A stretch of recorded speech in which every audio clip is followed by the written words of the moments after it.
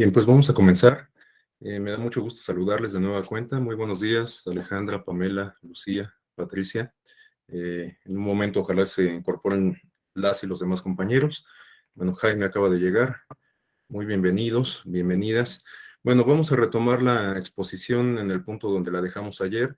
Les decía que sobre todo el día de hoy vamos a dedicarlo a revisar cómo han sido los modelos de educación cívica que ha adoptado el Estado y que ha impartido a través de sus agencias responsables de la educación, es decir, de la Secretaría de Educación Pública.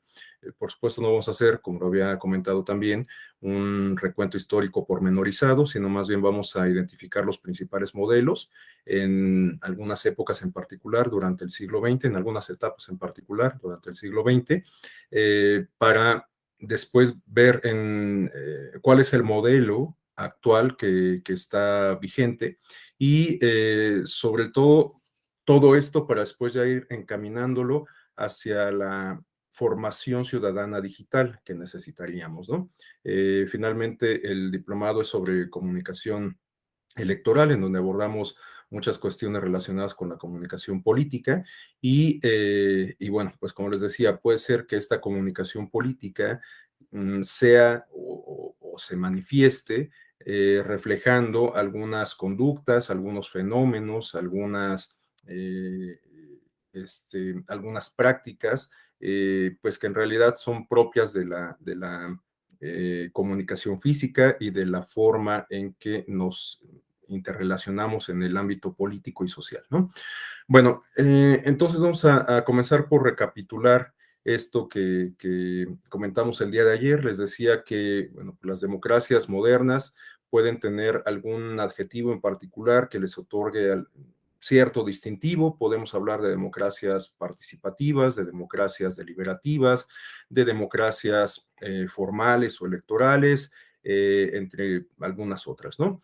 Esto no quiere decir que una categoría sea excluyente de la otra, sino que, vamos, entendemos la democracia en términos abstractos y esta, digamos que se puede dividir en varias dimensiones.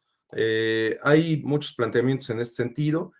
Yo para estos propósitos de la exposición retomé un planteamiento que hace una académica de la UNAM, que por cierto tuvo un paso en la Escuela Judicial Electoral, Carolina Gilas. Seguramente algunas de ustedes la ubican. Es una académica muy prestigiosa y además especialista en cuestiones de comunicación política, de género, entre otras cosas. Bueno, Carolina en su tesis de doctorado plantea justamente estas dimensiones de la democracia.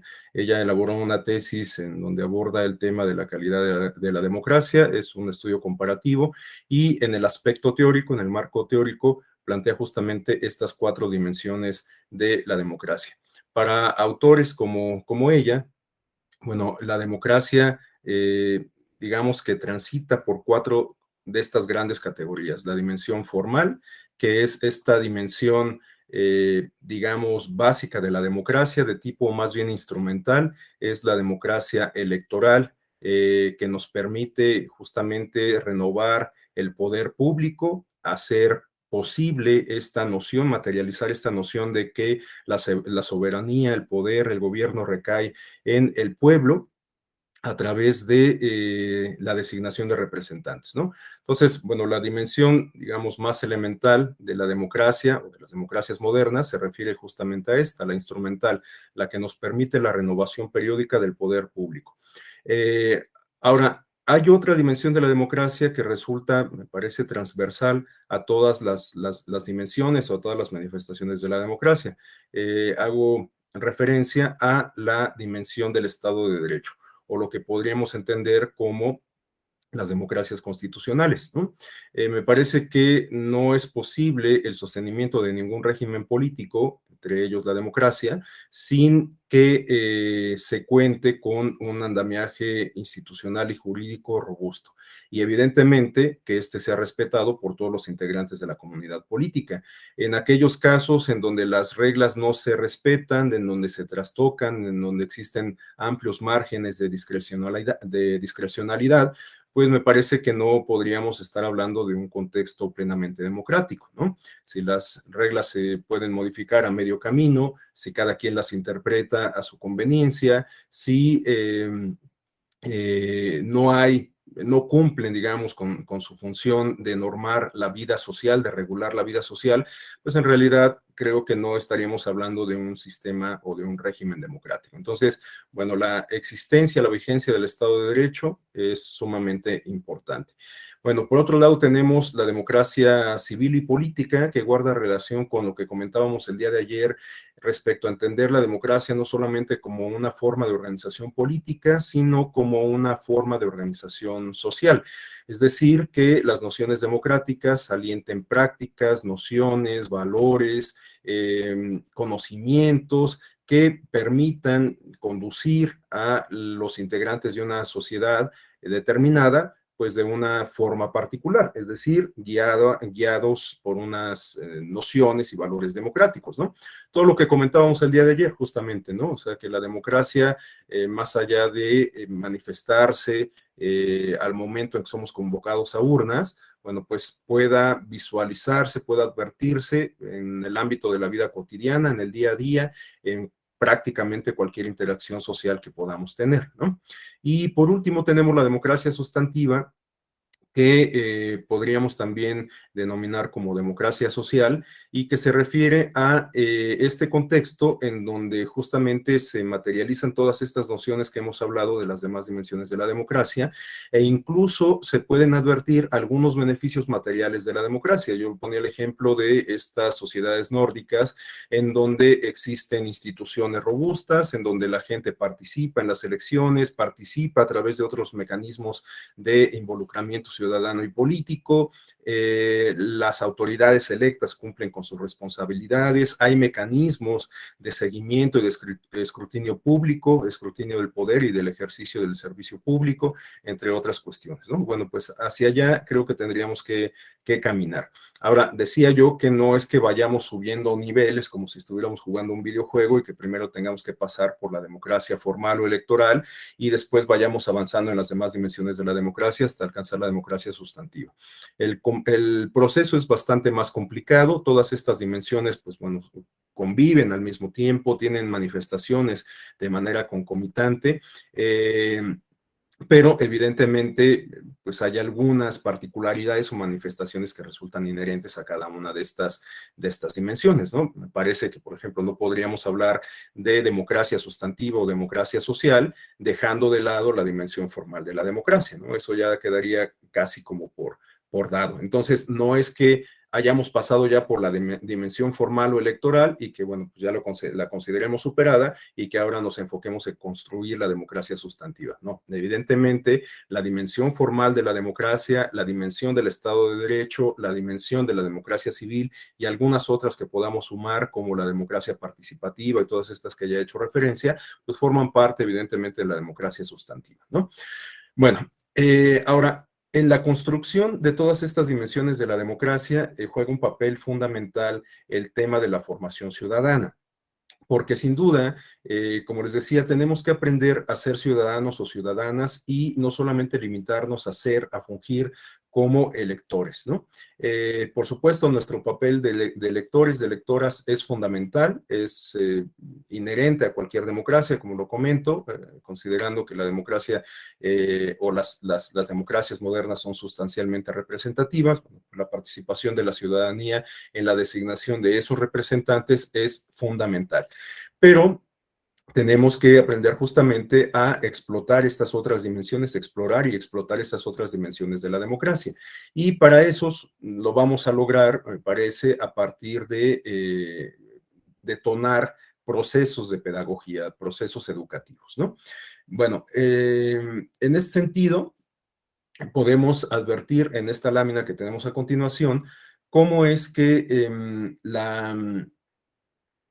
instituciones como las que comentábamos ayer de la UNESCO, el Programa de las Naciones Unidas para el Desarrollo, etcétera, advierten la importancia de la educación cívica como un elemento primordial, inherente a la construcción de una cultura democrática que a su vez contribuye, por supuesto, a la consolidación de las democracias, ¿no? Bueno, en este sentido, la UNESCO nos apunta que las nuevas ciudadanías representan el progreso de la sociedad civil y se definen como la capacidad de un individuo para reconocer valores éticos fundamentales, así como para tomar decisiones y actuar con la conciencia de pertenecer a un cuerpo social organizado. Conciencia que va de lo próximo, el barrio, la comunidad, a lo global, el patrimonio mundial.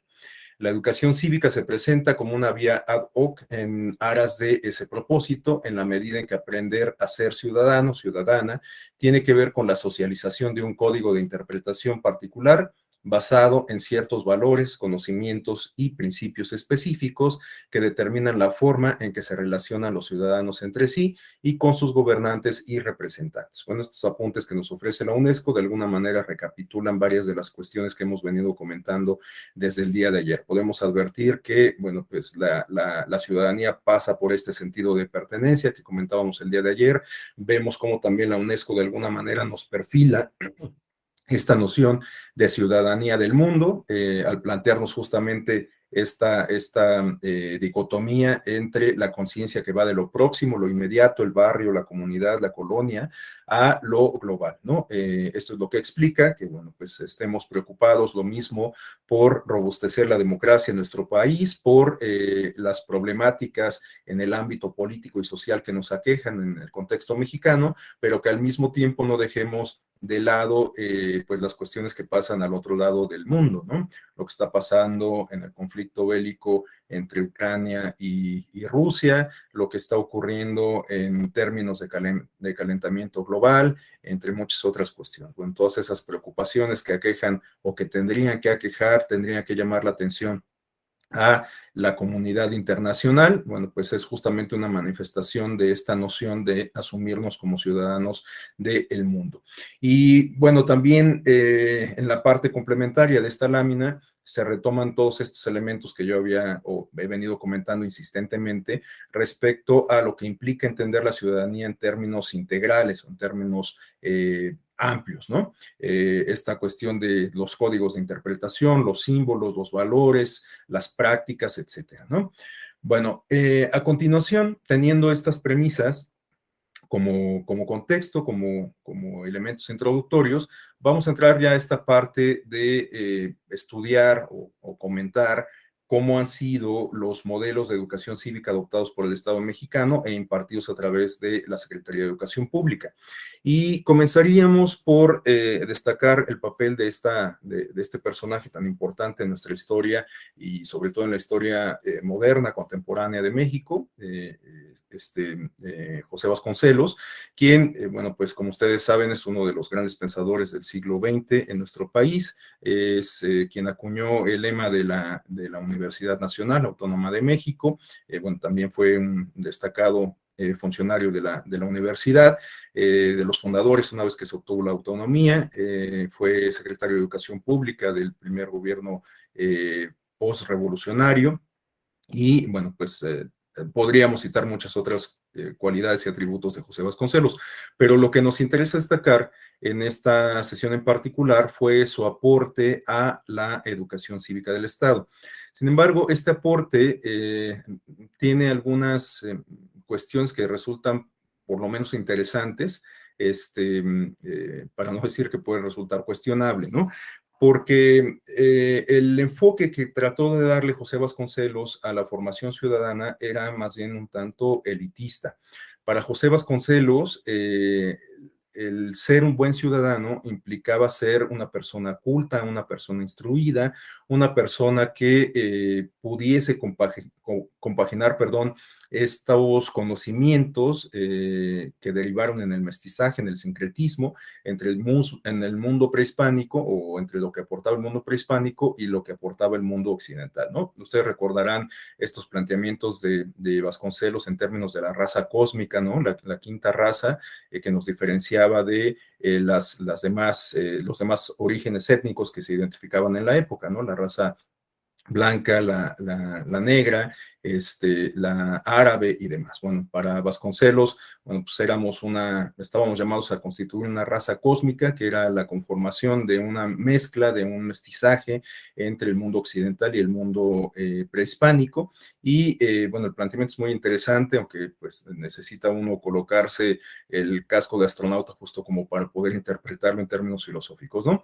Pero bueno, el caso es que Vasconcelos, pues guiado por estas nociones filosóficas, entendía el ser un buen ciudadano, reitero, como una persona culta, formada en el mundo de las artes, formada en el mundo del conocimiento, y pues esto estaba, digamos, como un tanto alejado del perfil de ciudadano que resulta propio o adecuado para las democracias.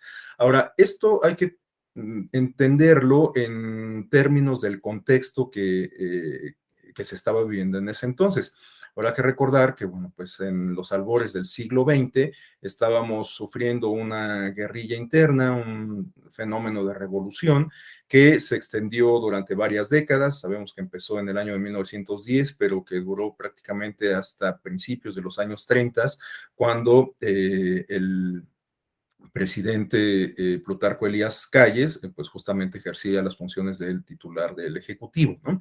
Hasta ese momento logró pacificarse el país y de hecho en un momento más vamos a revisar ese periodo del tiempo porque ahí se adquirió un nuevo modelo de educación cívica. Pero bueno, para agotar este modelo, les decía que resulta importante tener en consideración el contexto porque justamente en ese momento tan convulso, en ese proceso tan cambiante, pues se estaba gestando un proyecto de nación. Todavía no había, digamos, como mucha claridad al respecto, pero era evidente que se tenía que gestar un proyecto de nación que derivase del movimiento revolucionario, ¿no? Un proyecto de nación que resultara incluyente, que reivindicara a las clases oprimidas, a los obreros, a los campesinos particularmente, y que comenzara a sentar las bases de la institucionalidad en nuestro país, ¿no?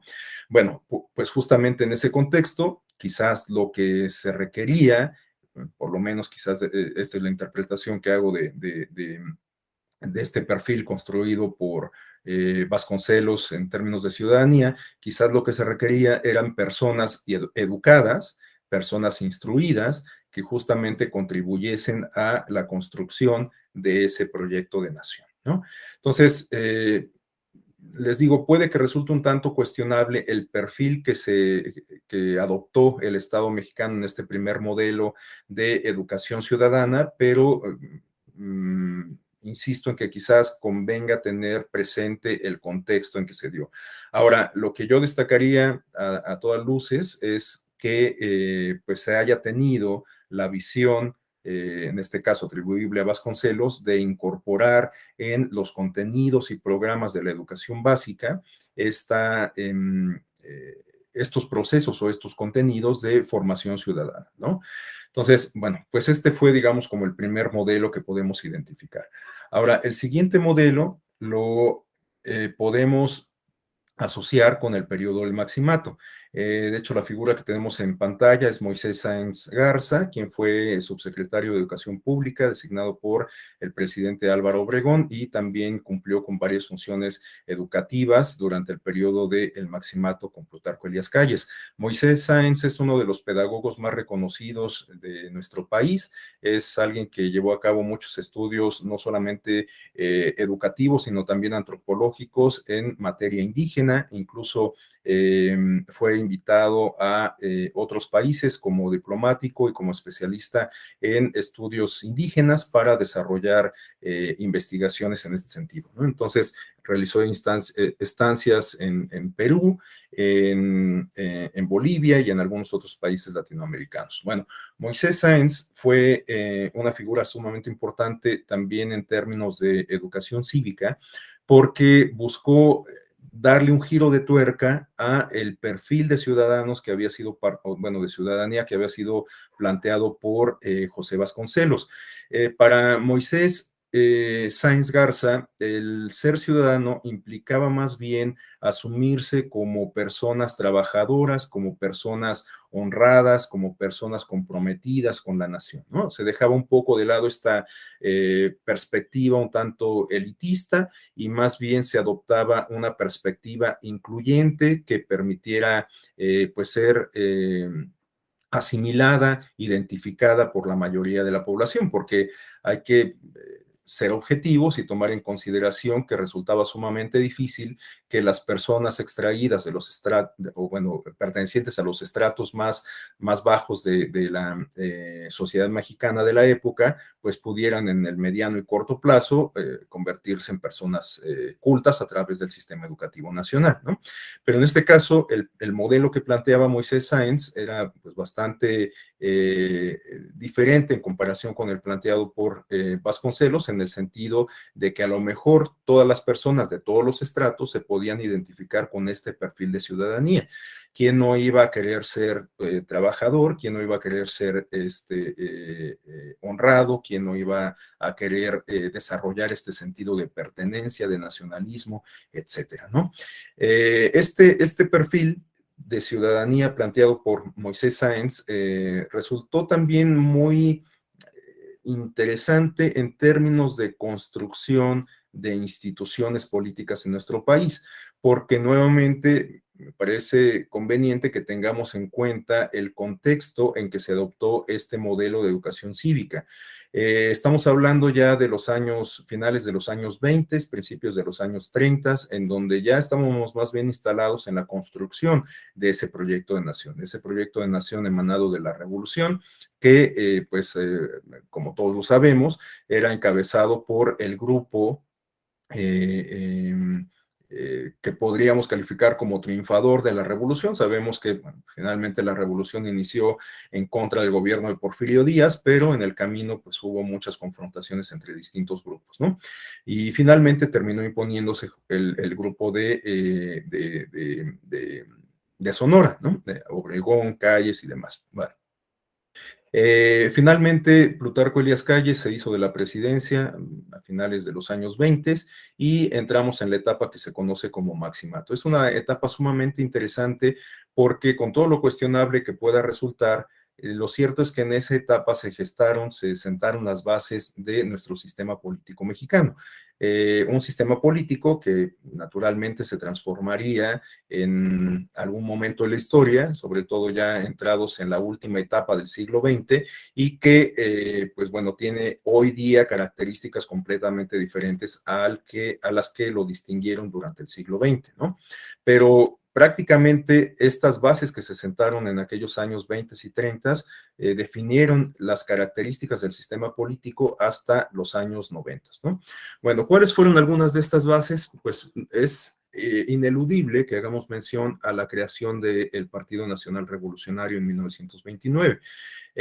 Para todos los académicos especialistas en partidos políticos, en sistemas políticos, y bueno, nosotros como elector, como estudiantes de la materia electoral, sabemos que la gestación de nuestro sistema de partidos, de nuestro sistema político, está invariablemente relacionada con el nacimiento del Partido Nacional Revolucionario, ¿no?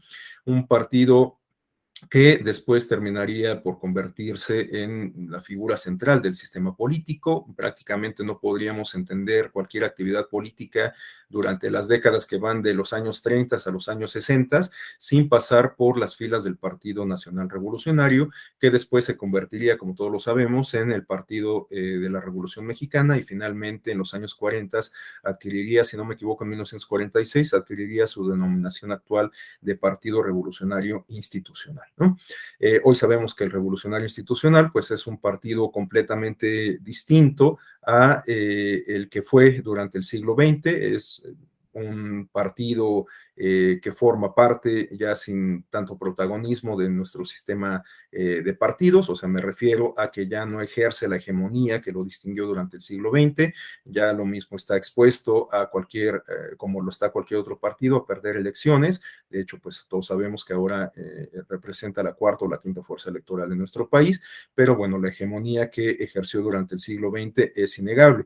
De hecho, el modelo del sistema de partidos en nuestro país fue lo que llevó a Giovanni Sartori a acuñar esta categoría de bueno, en su planteamiento, el sistema de partidos, del sistema de partidos hegemónico, ¿no? Sabemos que Sartori plantea, por ejemplo, el sistema de partidos único, en donde existe un solo partido, que bueno, yo no comparto mucho esa categoría o ese planteamiento, que no solamente es esgrimido por Sartori, sino por otros autores de la literatura especializada. En mi opinión, pues no podemos hablar de sistema cuando solamente tenemos un elemento, porque pues, no hay como mucha interacción. Pero, bueno, puede que la interacción se dé no entre pares, es decir, no con otros partidos, sino con actores políticos, con ciudadanía, etcétera, ¿no? Pero hablando estrictamente en términos de sistema de partidos, me parece que el hecho de que solamente exista uno, pues como que no me convence como para utilizar esta noción, este concepto del sistema, ¿no? Bueno, entonces tenemos el sistema de partidos único, el sistema de partidos hegemónico, en donde no es que exista un solo partido, sino que podemos tener varios partidos, pero hay una sola fuerza política que ejerce dominio sobre los demás. Les decía, este concepto, esta categoría fue planteada por Giovanni Sartori, teniendo como referencia el modelo mexicano y el modelo de Polonia, ¿no?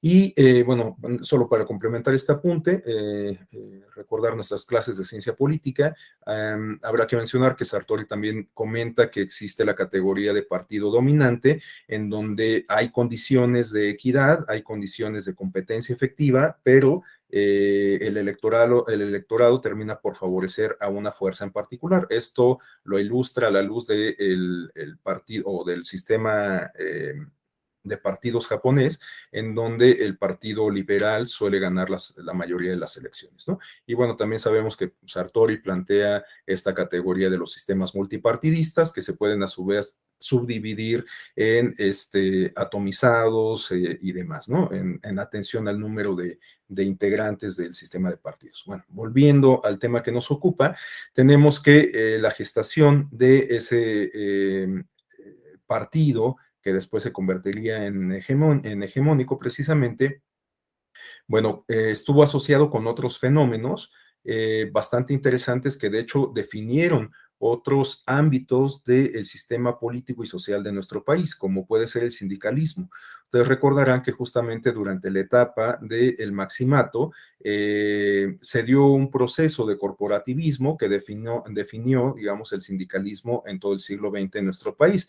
Al incorporar a el ámbito político a las grandes asociaciones gremiales de nuestro país que se estaban gestando en ese momento, como la CROC, la CROM, la CTM, etcétera. Bueno, pues de alguna manera se cooptó la participación política, se cooptó la movilización política de estas grandes masas, ¿no? Y una forma de digamos, concretar ese proceso de corporativismo fue cediendo espacios de representación política para los líderes de estos gremios, ¿no?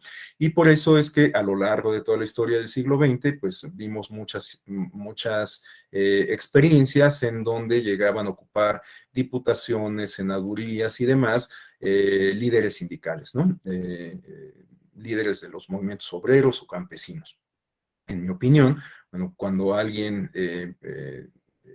bueno, esto también generó mucha polémica porque en atención a a las características que adquirió el movimiento sindical y campesino en nuestro país, bueno, pues muchos de los líderes terminaron enriqueciéndose y con ello pues se estableció como una desvinculación respecto a los sectores que representaban. Y es a lo que yo iba justamente. En mi opinión, cuando se da esta desvinculación, cuando tenemos un líder que viaja en jet privado y que tiene millones de pesos o una fortuna en bancos internacionales, pues me parece que ya no representa a la clase agremiada, ¿no? A los obreros y campesinos. Pero bueno, esta es una opinión absolutamente personal.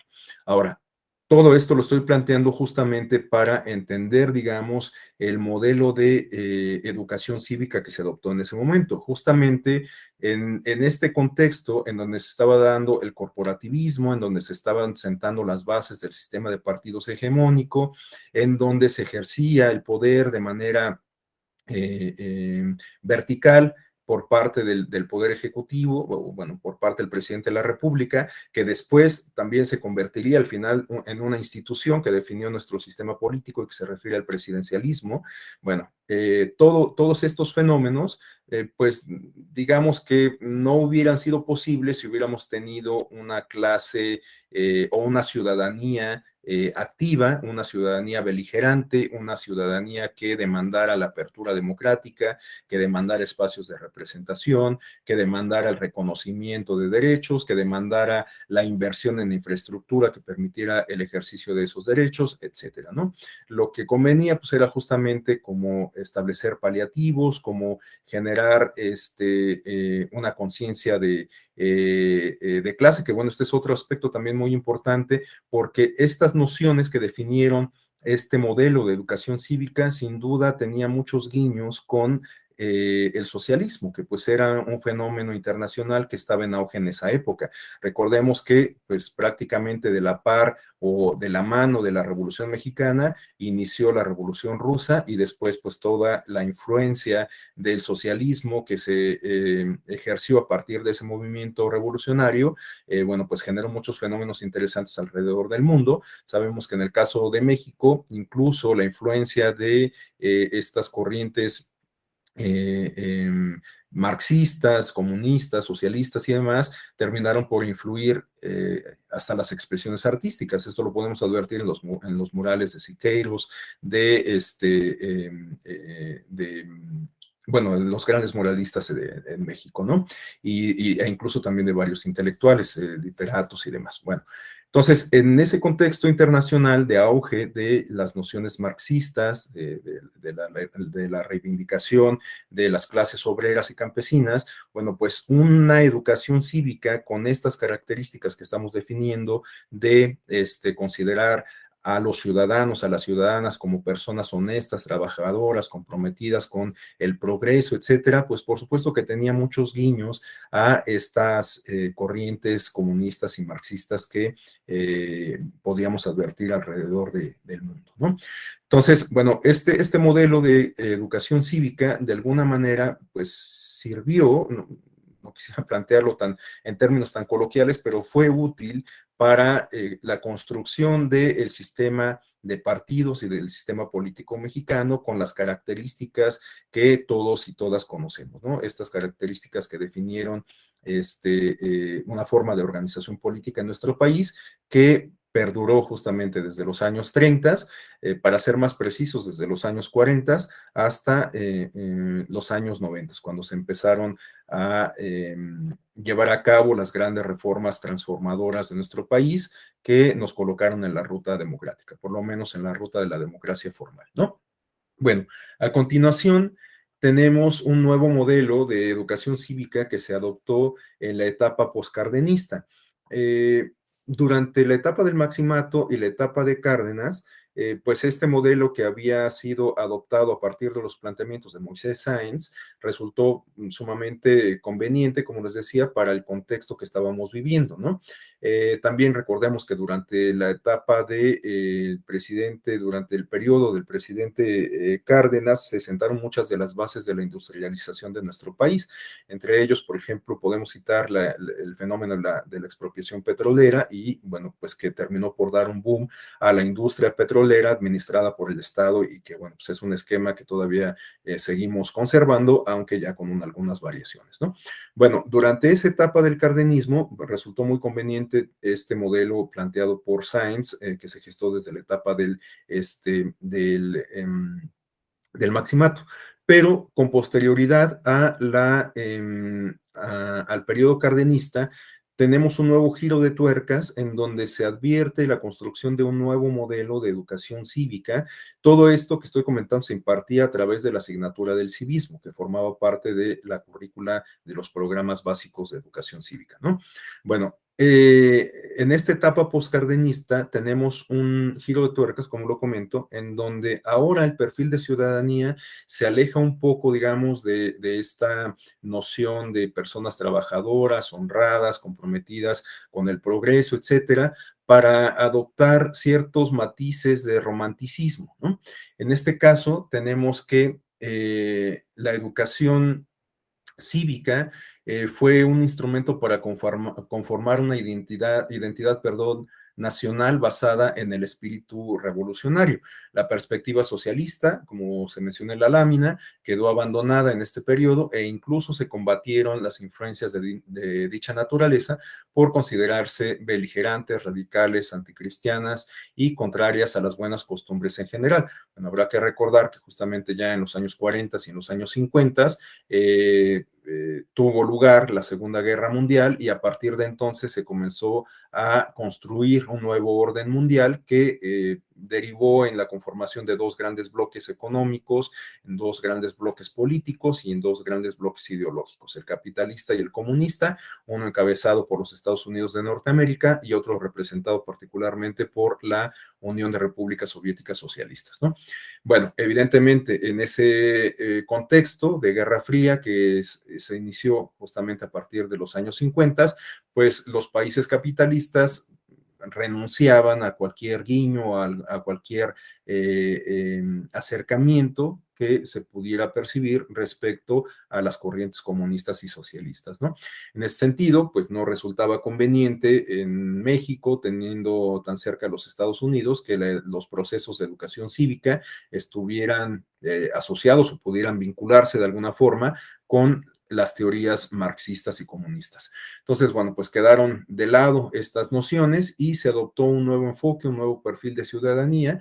En este caso, bueno, pues el enfoque era más bien en términos de nacionalismo. Igual que en los anteriores modelos, no se buscaba el empoderamiento ciudadano, sino más bien se buscaba inculcar algunos valores no precisamente democráticos, ¿no? O quizás democráticos, pero entendidos con ciertas reservas, ¿no? Porque, pues, como les digo, no resultaba muy conveniente empoderar a la ciudadanía en ese contexto político que estábamos viviendo. Bueno, entonces ya en esta época de los años 50, más bien la concepción de ciudadanía tenía que ver con desarrollar este sentido de pertenencia, de nacionalismo, pero les decía que también adquirió otros matices igualmente que podríamos calificar como románticos. Fue ahí cuando surgió esta figura de la madre patria que se difundió a través justamente de los programas de educación básica y que pues incluso perduró durante varias décadas hasta los años 70 o incluso hasta los 80. Bueno, yo cursé la primaria en los años 80 y todavía recuerdo que en varios de los textos de formación básica aparecía esta imagen de la madre patria, ¿no? Y bueno, pues aquí podemos advertir varios de los elementos de la cultura que nos planteó Jacqueline Pechard en las nociones que revisábamos ayer y cómo estos elementos de símbolos, estos elementos de significancia, pues jugaron un papel importante para la construcción de una determinada cultura política en nuestro país, ¿no? Vemos que estos símbolos se refieren a la madre patria para representada en términos femeninos, ¿no? Y esto resulta sumamente importante en términos simbólicos porque pues entiende a la mujer como o se le asigna un rol de género específico, en este caso de protectora, y bueno, pues la imagen habla por sí mismo, ¿no? Vemos a la mujer que guía de la mano al niño caminando hacia adelante, enarbolando el árbol patrio, una mujer inmaculada vestida de blanco y pues que nos conduce justamente hacia adelante, ¿no? Vemos también ahí en el fondo los volcanes, que bueno, pues también en muchas ocasiones han sido identificados como elementos de identidad nacional, están plasmados en muchos murales de estos grandes artistas mexicanos y en muchas otras representaciones culturales, ¿no? Y también veamos aquí la forma en que está representado justamente el niño, ¿no?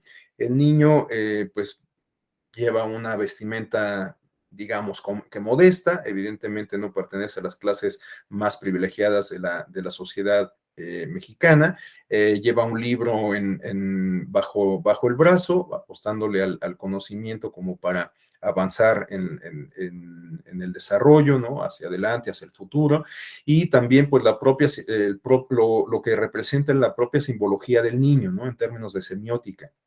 O sea, siempre solemos asociar el futuro, el progreso, el mañana, el porvenir con los niños y las niñas, ¿no? Y de hecho, pues este es un estereotipo, un cliché que se ha mantenido a lo largo del tiempo y que hoy día sigue siendo utilizado, sigue siendo recurrente por parte de los actores políticos. Como ustedes saben, el Tribunal Electoral ha construido una línea de protección y tutela de los derechos de niñas, niños y adolescentes cuando se les involucra en actividades de corte político o proselitista, justamente pues porque de manera constante los actores políticos, entendidos como candidatos y partidos, suelen involucrar a las niñas y los niños con la intención de simbolizar un determinado mensaje, ¿no?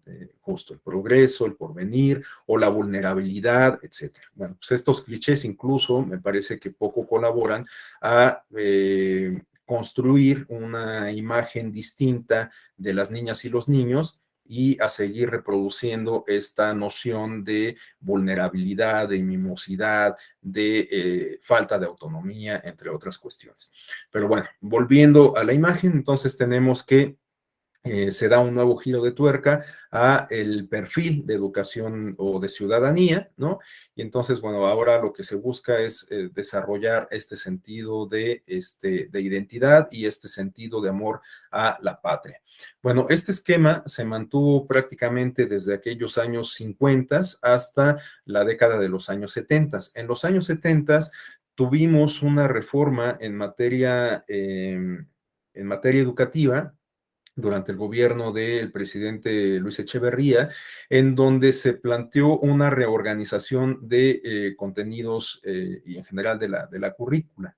Lo que pasó durante la época de los años 70 fue que se organizaron las grandes asignaturas en bloques de conocimientos, de tal suerte que materias como la química, la biología, la anatomía quedaron incluidas en el bloque de conocimiento de las ciencias naturales, mientras que la asignatura de civismo, por ejemplo, la asignatura de historia, la asignatura de geografía quedaron incluidas en el bloque de las ciencias sociales. Entonces, ya ninguna de estas materias eran vistas como asignaturas en lo individual, sino como parte de un todo, de un bloque de conocimiento, ¿no? Y esto, pues lo que significó fue que desapareciera la asignatura del civismo y que, pues, digamos, los procesos de formación ciudadana tuvieran una merma importante, ¿no? Aquí podemos advertir que esta intención de formar ciudadanos, ciudadanas, pues pasó a un plano completamente secundario y bueno, pues este esquema se mantuvo prácticamente desde los años 70 hasta los años 90, ¿no? Bueno, algunas de las cuestiones de las cuestiones contextuales que convergen con este modelo de educación cívica se refieren a una demanda de mayor apertura democrática, ¿no? Aquí vale la pena destacar que ya estábamos instalados, digamos, en la etapa de inicio del tránsito a la democracia. Habrá que recordar que bueno, previa al inicio del tránsito a la democracia. Habrá que recordar que muchos de los estudiosos del fenómeno del tránsito a la democracia en nuestro país coinciden en reconocer que el inicio, el germen de este tránsito, lo podemos identificar en la reforma electoral del año de 1977, que fue consecuencia de la grave crisis de legitimidad que se presentó en la elección presidencial previa del año de 1976, cuando resultó electo el presidente José López Portillo. Ustedes recordarán que en esa elección el único candidato que se presentó a elecciones fue precisamente el postulado por el Partido Revolucionario Institucional, José López Portillo. Por problemas internos, el Partido Acción Nacional, que había sido por antonomasia la fuerza opositora del Revolucionario Institucional, en ese año del 76 no presentó candidatura a la presidencia de la República. Por ahí se presentó una candidatura no registrada, que fue la de Valentín Campa, pero pues al no estar registrada legalmente, aun cuando obtuvo una cantidad de votos significativa, pues en realidad no, su participación fue más bien en términos simbólicos, ¿no? Bueno, en ese contexto, lo que podemos advertir ya es más bien una movilización política y social importante que de hecho se había comenzado a manifestar algunos años antes. Como todos sabemos, a finales de la década de los 60 se vieron alrededor del mundo varias revoluciones culturales y en México no fue la excepción.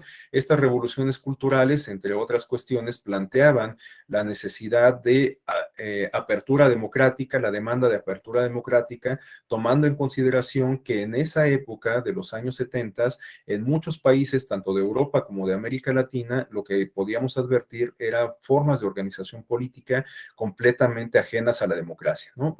Formas de organización política más bien de tipo, pues incluso,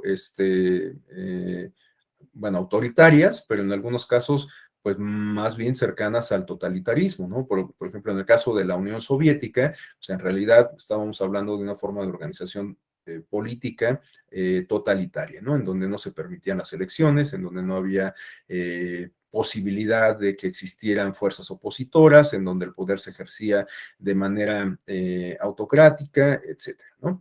Entonces, bueno, en ese contexto, de ausencia de la democracia en el mundo, pues evidentemente las sociedades demandaban una apertura democrática, ¿no?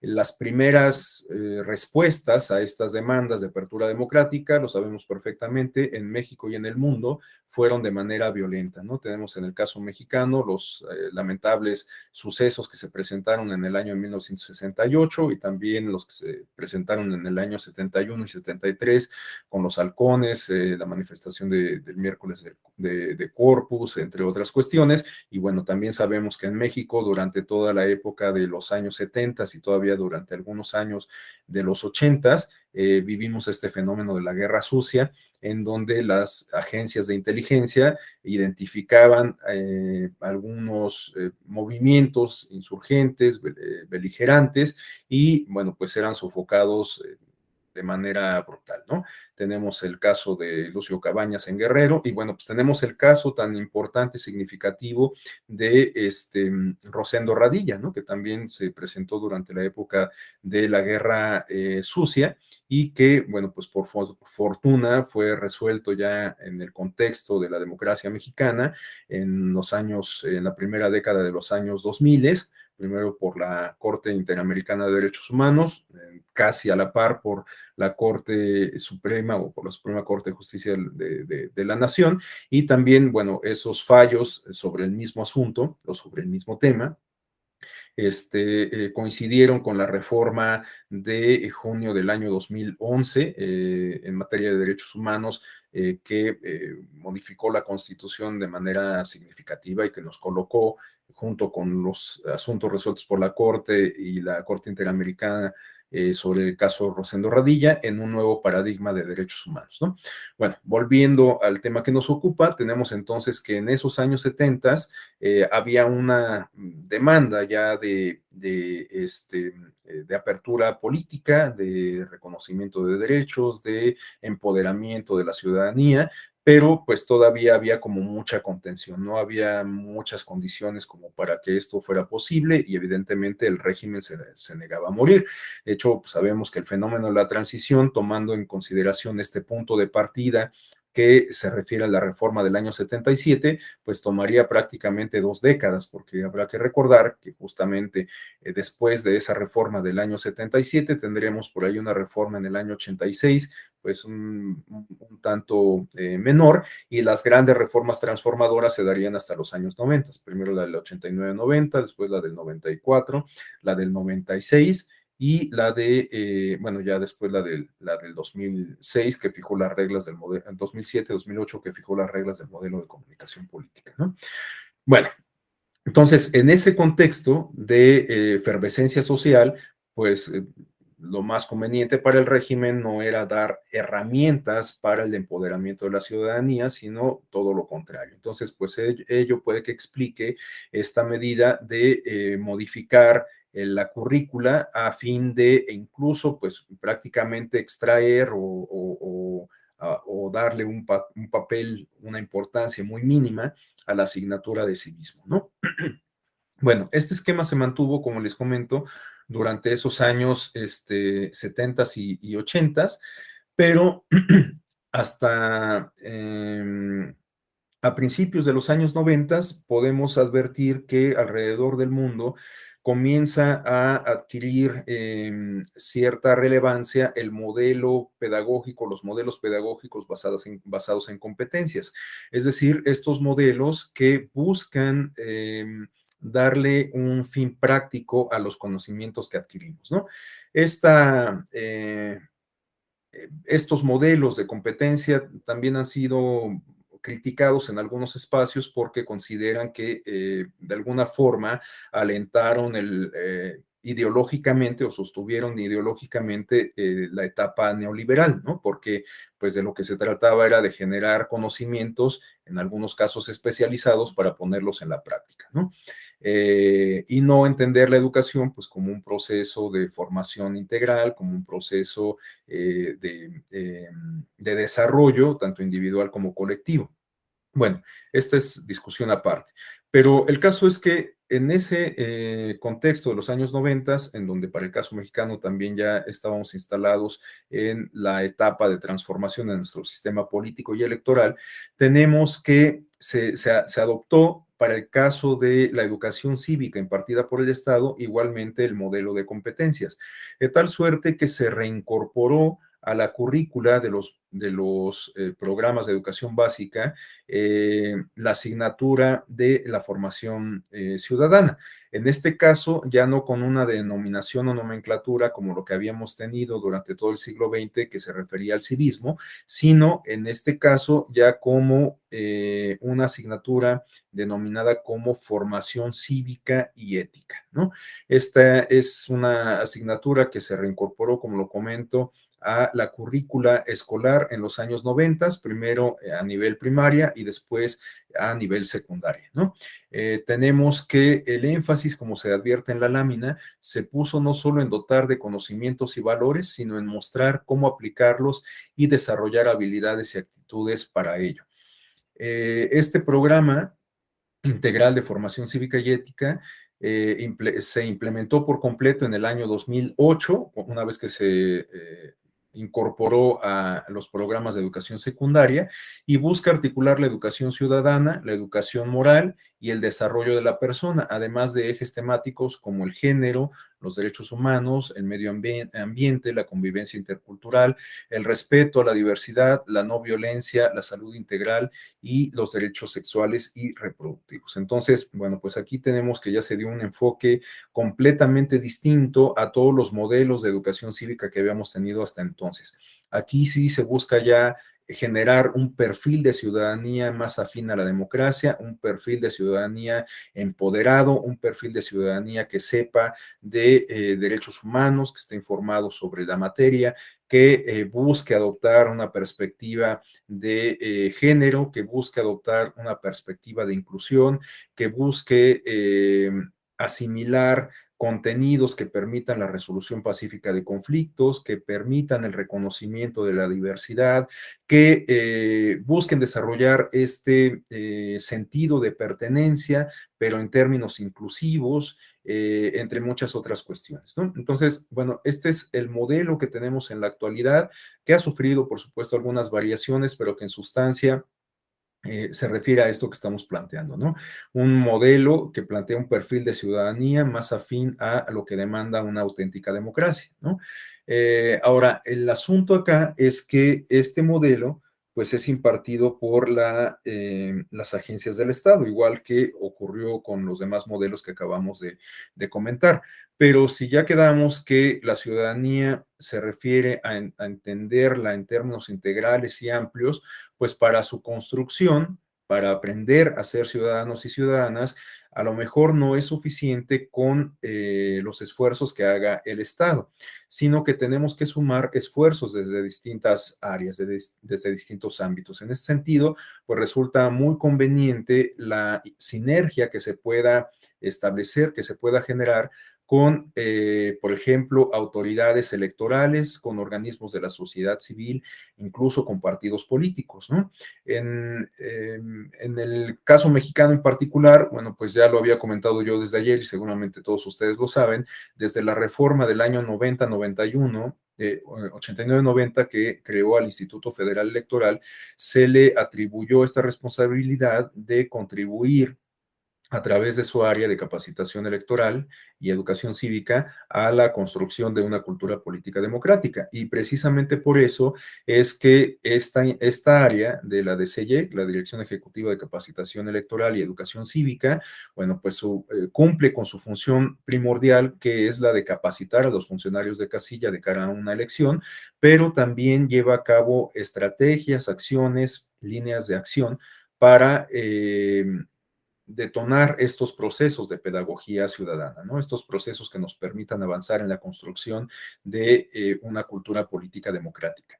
Eh, esta responsabilidad también ha sido atribuida a los organismos públicos electorales locales y de hecho me parece, es una percepción personal, ustedes me dirán si la comparten, que a partir de la reforma del año 2014, cuando se dio una redistribución de competencias entre la nueva autoridad nacional, que es el INE, y las autoridades electorales locales, bueno, pues al asumir el INE varias de las funciones que tradicionalmente pertenecían a los institutos electorales locales, ahora muchos de estos institutos han puesto un mayor ahínco, un mayor énfasis en las actividades de educación ciudadana. Esto me parece sumamente positivo, por supuesto, resulta tema de discusión el esquema de competencias, la centralización de funciones en el Instituto Nacional Electoral, el diseño de nuestro modelo de gobernanza electoral, etcétera. Bueno, todo eso puede ser objeto de análisis, pero a mí me parece muy importante, muy significativo que quizás como una reacción, digamos, no directa, sino pues contingente quizás, como colateral, pues varios de estos organismos electorales han puesto mucho énfasis en la materia de la formación ciudadana, ¿no? Entonces, bueno, pues eso resulta a todas luces interesante. Y por otro lado, tenemos estos esfuerzos que se llevan a cabo por organismos de la sociedad civil, organizaciones de la sociedad civil, ¿no? Yo recuerdo el caso de Alianza Cívica, que llevaba a cabo muchos esfuerzos de formación ciudadana, no dirigidos al ámbito escolar, sino a espacios no formales, algunos de estos esfuerzos dirigidos específicamente a adultos. En este sentido, también conviene recordar algunos aspectos de las estrategias de la DCEC, precisamente incluidas en sus programas de educación cívica trianuales, que están dirigidos a adultos. De hecho, en lo particular, he de comentarles que mi primer empleo, mi primera actividad profesional se refiere a un proyecto de educación ciudadana que se llevó a cabo en conjunto por el entonces Instituto Federal Electoral, el Centro Regional de Educación para Adultos de América Latina y el Caribe, el CREFAL, y el Instituto Latinoamericano de la Educación Comunicativa, el ILCE, de la comunicación educativa, el ILCE. Y bueno, pues era un diplomado a distancia que de hecho se denominaba formación de formadores para la democracia. Bueno, pues ese tipo de iniciativas son las que yo les decía hace rato que tenemos que seguir trabajando, que tenemos que seguir innovando porque buscan cerrar el ciclo, ¿no? No basta con los conocimientos y habilidades que se nos intenta dotar en la primaria y en las secundarias y después pues se nos olvida, ¿no? Entonces tenemos que pensar en completar esos procesos de formación ciudadana con mecanismos, programas, estrategias, líneas de acción dirigidas a la población adulta. Entonces, en ese sentido, pues juegan un papel importante las asociaciones electorales, bueno, las autoridades electorales y las asociaciones o organismos de la sociedad civil. Y también aquí, pues podrían jugar un papel importante si tuvieran mayor voluntad política, y esto lo digo con absoluto respeto, y en términos generales, los partidos políticos. Porque los partidos políticos, de hecho, también están llamados a cumplir con esta función de construir una cultura política democrática. Y de hecho, esto explica que desde aquella reforma a la cual hemos referencia del año 1976, que gestó el inicio del tránsito a la democracia en nuestro país, una vez que se les reconoció esta naturaleza jurídica a nivel constitucional de entidades de interés público, bueno, pues se les reconoció también la prerrogativa permanente de acceso a los medios de comunicación, a radio y televisión en particular, ¿no? Es una prerrogativa que se ha mantenido a lo largo del tiempo y que además, al ser permanente, pues implica que no tengan presencia únicamente durante la etapa de campaña y precampaña, en el contexto de un proceso electoral, sino también en periodos ordinarios, ¿no? Sabemos que en periodos ordinarios, evidentemente, no pueden difundir propaganda electoral, promocionar a personas de manera particular. Está prohibida desde la Constitución la propaganda personalizada, pero bueno, pues pueden producir y difundir propaganda política, ¿no? Que busque pues, dar a conocer sus postulados, su ideología, algunos elementos que sustentan sus estatutos y todo esto pues con aras o en aras justamente de socializar, ¿no? De comunicar contenidos de índole político, ¿no? Bueno, en ese sentido, reitero, los partidos políticos podrían aprovechar esos mensajes para construir una cultura política democrática si tuvieran, y lo reitero de manera muy respetuosa y general, mayor voluntad política al respecto, ¿no? De hecho, bueno, pues no sé si ustedes hayan o conozcan estos lineamientos que emitió el Instituto Nacional Electoral por mandato judicial derivado de sentencias del Tribunal Electoral que buscan regular la participación de niñas, niños y adolescentes en propaganda político-electoral. Bueno, en esos lineamientos se establece que los partidos políticos cedan ciertos espacios de radio y televisión para dar voz a los niños y a las niñas, ¿no? Pero no como comparsas o no para fortalecer los contenidos o mensajes de los partidos políticos, sino para que sean un espacio de reflexión y de expresión auténtica y legítima, ¿no? Es decir, que lo que se busca en ese dispositivo de los lineamientos es que los partidos simplemente cedan un espacio a las niñas y a los niños para que esto se manifieste, ¿no? Que hagan uso de esa prerrogativa que tienen los partidos políticos para expresarse. Bueno, hasta hoy yo no he sabido de ningún caso, de ningún ejemplo en donde esto se haya dado, pero pues bueno, el hecho de que esté contenido en los lineamientos lo hace exigible. Ojalá que por ahí a alguien se le ocurra, pues poner atención en esto para que los partidos políticos comiencen a pensar al respecto. Me parece que sería algo sumamente positivo para darles voz a los niños, para que estos se manifiesten de manera legítima y que pues esto contribuya a su vez con un propósito ulterior que consiste en la construcción de una cultura política democrática. Además, creo que con acciones de este tipo, pues quizás los partidos políticos puedan revertir esta tendencia respecto a las percepciones que podemos advertir en barómetros como el que revisábamos ayer de la ENCUSI, ¿no? Ya veíamos que los partidos políticos son una de las instituciones que gozan de menor credibilidad entre la ciudadanía. Entonces, quizás con acciones de este tipo, pues podrían contribuir a revertir esa tendencia. Bueno, a continuación vamos a revisar algunos apuntes, algunas premisas que nos plantean organismos internacionales, en particular la UNESCO, respecto a cuáles tendrían que ser las nociones que guiaran los procesos de formación ciudadana en el ámbito digital. Es decir, ya quedamos que resulta indispensable que para la consolidación de la democracia tenemos que avanzar en la construcción de una cultura política en términos igualmente democráticos y para esto los procesos de educación ciudadana juegan o podrían jugar un papel sumamente significativo, ¿no? Crucial.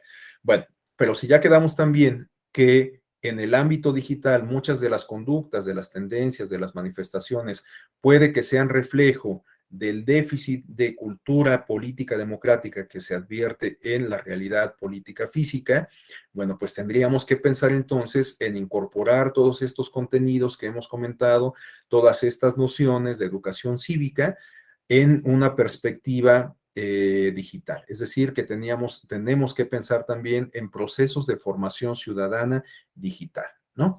Bueno, entonces a continuación vamos a entrar justamente en esta etapa, en discutir algunas premisas que quizás nos ayuden a encaminarnos hacia ese propósito, ¿no? De construir una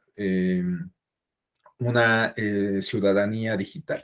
Pero bueno, hasta aquí llevo un poco más de una hora hablando y pues no sé si alguien desea hacer alguna intervención, alguna reflexión, plantear alguna inquietud antes de continuar, pues para que esto no se convierta en un monólogo. No sé si alguien desea hacer algún planteamiento. Adelante, Alejandra. Hola, buenos días a todas y a todos. Yo quisiera señalar que las autoridades tenemos para reflexionar que a raíz de que se nos dio la atribución o la responsabilidad de contribuir a la educación cívica y democrática de la población, debemos preguntarnos si lo estamos haciendo bien, porque los índices de violencia que vive nuestro país están cada vez más incontrolables. Yo soy de Zacatecas, en Zacatecas tienen su casa, y pues no es noticia poco conocida que es una entidad que padece violencia, un índice de violencia un poco complicado en estos momentos, al igual que otras entidades. Y varias veces yo en lo personal sí me he preguntado eh, si estamos abordando la problemática de manera correcta o si a lo mejor nos hace falta como autoridades electorales meterlos a lo mejor a otros temas. Por ejemplo, yo a la autoridad que he visto como un poquito más diversificada y que al principio como que me chocó y dije, bueno, pues porque van a andar hablando de ese tipo de cosas los magistrados, pero que ahora creo que están completamente en lo cierto y que puede ser muy productivo, es la sala especializada. Esta semana tiene un conversatorio sobre niñas, niños y adolescentes que nacieron en prisión con sus madres y que han crecido ahí. Entonces, puede parecer que es un tema que no tiene mucho que ver con la materia electoral, pero por supuesto que podemos encontrar ramas. Ahora incluso se debate sobre la posibilidad de que voten las personas privadas de su libertad. Entonces, todavía, qué bueno que nos dieron la atribución o la obligación de promover la educación cívica, y creo que tanto autoridades administrativas como tribunales electorales tenemos que empezar a mm, brindar un poquito más de esfuerzos en ese tema con con los jóvenes para ver si también contribuimos desde nuestro ámbito a disminuir esta ola de violencia que padece el país. Es corto. Gracias, Alejandra. Absolutamente de acuerdo. Finalmente, el monopolio de la educación cívica, pues no lo tiene nadie, ¿no? Entonces, todos los esfuerzos suman. Y me parece muy importante esto que comenta Alejandra respecto a la diversidad de temas o a la diversificación de temas, ¿no? La multidisciplinaridad y y en general la discusión de distintos temas, me parece que es crucial. Hoy en día creo que los dogmatismos ya no tienen como mucha cabida. Esto creo que se hace patente en la oferta académica de la Escuela Judicial Electoral, por ejemplo, ¿no? Yo recuerdo cuando ingresé a la Escuela Judicial Electoral hace ya algunos años, todavía había como muchas prácticas, simbolismos, nociones muy dogmáticas, ¿no? Y hoy en día es algo completamente diferente. Incluso en la Escuela Judicial Electoral, la plantilla de profesores, la plantilla de capacitadores era exclusivamente de abogados. Y bueno, esto se entiende. Evidentemente, en un tribunal, la principal o los principales temas tienen que estar vinculados con el derecho. Pero finalmente, en un tribunal electoral en donde se abordan distintas cuestiones ligadas con la democracia, pues tendríamos que diversificar igualmente los temas y los perfiles de quienes abordamos tales temas, ¿no? De hecho, pues yo no sé si ya lo había comentado, siempre lo hago, yo no soy abogado, yo soy sociólogo y pues de alguna manera me parece que lo que puedo aportar puede ser un poco diferente en comparación con la perspectiva que pueden tener pues algunos otros colegas con una formación distinta. Esto es evidente, ¿no? Y bueno, pues les decía, me parece crucial esta diversificación de temas porque finalmente vamos explorando, o sea, ¿quién nos dijo que nos tenemos que ceñir a un cajón de pensamiento? O sea, eso evidentemente nos limita. Entonces, si eso fuera el caso, si el tribunal se tuviera que ceñir específicamente, exclusivamente a las cuestiones de derecho, a las cuestiones de procedimiento, a las cuestiones de teoría jurídica, pues ahorita no estaríamos hablando justo de educación ciudadana ni de comunicación electoral, ¿no? Entonces, bueno, esto me parece a todas luces interesante e importante, ¿no? La diversidad de temas, de perfiles y la forma de abordarlos. Y bueno, volviendo a lo que comentaba Alejandra de esta parte de en qué medida lo estamos haciendo bien. Esta parte es crucial. Yo creo que muchas veces no reflexionamos acerca de eso. Yo creo que en general uno de los talones de Aquiles del servicio público y de los programas que llevan a cabo cualquier dependencia de gobierno tiene que ver con la evaluación, con la medición que se hace, ¿no? Con los diagnósticos que se hacen. Incluso en términos de reformas electorales, ahorita está, como ustedes saben, la discusión respecto a una eventual reforma electoral, pero ¿alguien conoce un diagnóstico que pueda sustentar cómo se va a llevar a cabo la reforma electoral? O sea, son como premisas o prenociones, pero no hay como muchos datos duros. Entonces, y esto también definió a la reforma del 2014, ¿no? Por ejemplo, ustedes recordarán que parte de esta centralización de facultades en el Instituto Nacional Electoral respondía, por ejemplo, a la influencia que eventualmente podían tener los gobernadores en los órganos legislativos locales, que eran quienes designaban a las autoridades electorales, ¿no? Bueno, esta en realidad es una hipótesis no probada. Por supuesto, sería muy difícil comprobar una hipótesis de esta naturaleza, pero podríamos generar algún tipo de investigación académica al respecto, ¿no? En fin, entonces esta parte de los diagnósticos me parece crucial. Cualquier programa, cualquier acción, cualquier actividad que lleve a cabo una institución pública, me parece que tendría que ser medible, porque finalmente se realiza con recursos públicos y persigue un propósito. Bueno, pues necesitaríamos establecer un parámetro para saber en qué medida se está logrando ese propósito, ¿no? Entonces, bueno, volviendo al tema de los programas de educación cívica, pues tendríamos que ver justamente en qué medida se está influyendo, en qué medida está cumpliendo el propósito, la meta que se trazó ese proyecto, ese programa de educación cívica, ¿no? Eso me parece fundamental. Y bueno, en descargo de las autoridades electorales, también habrá que señalar que finalmente su función es comicial.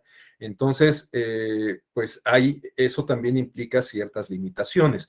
Lo digo a la luz de la experiencia, yo tuve oportunidad de trabajar en el INE en la consulta infantil del año 2003 y recuerdo que en aquel momento se llevó a cabo o se intentó llevar a cabo un esfuerzo de sinergia muy importante con el Consejo Nacional para Prevenir la Discriminación, la Comisión Nacional de Derechos Humanos, la Secretaría de Educación Pública, entre muchos otros organismos. Esto con la idea de que cada una de estas instituciones pues atendiera lo que los niños y las niñas habían manifestado a través de su participación en la consulta.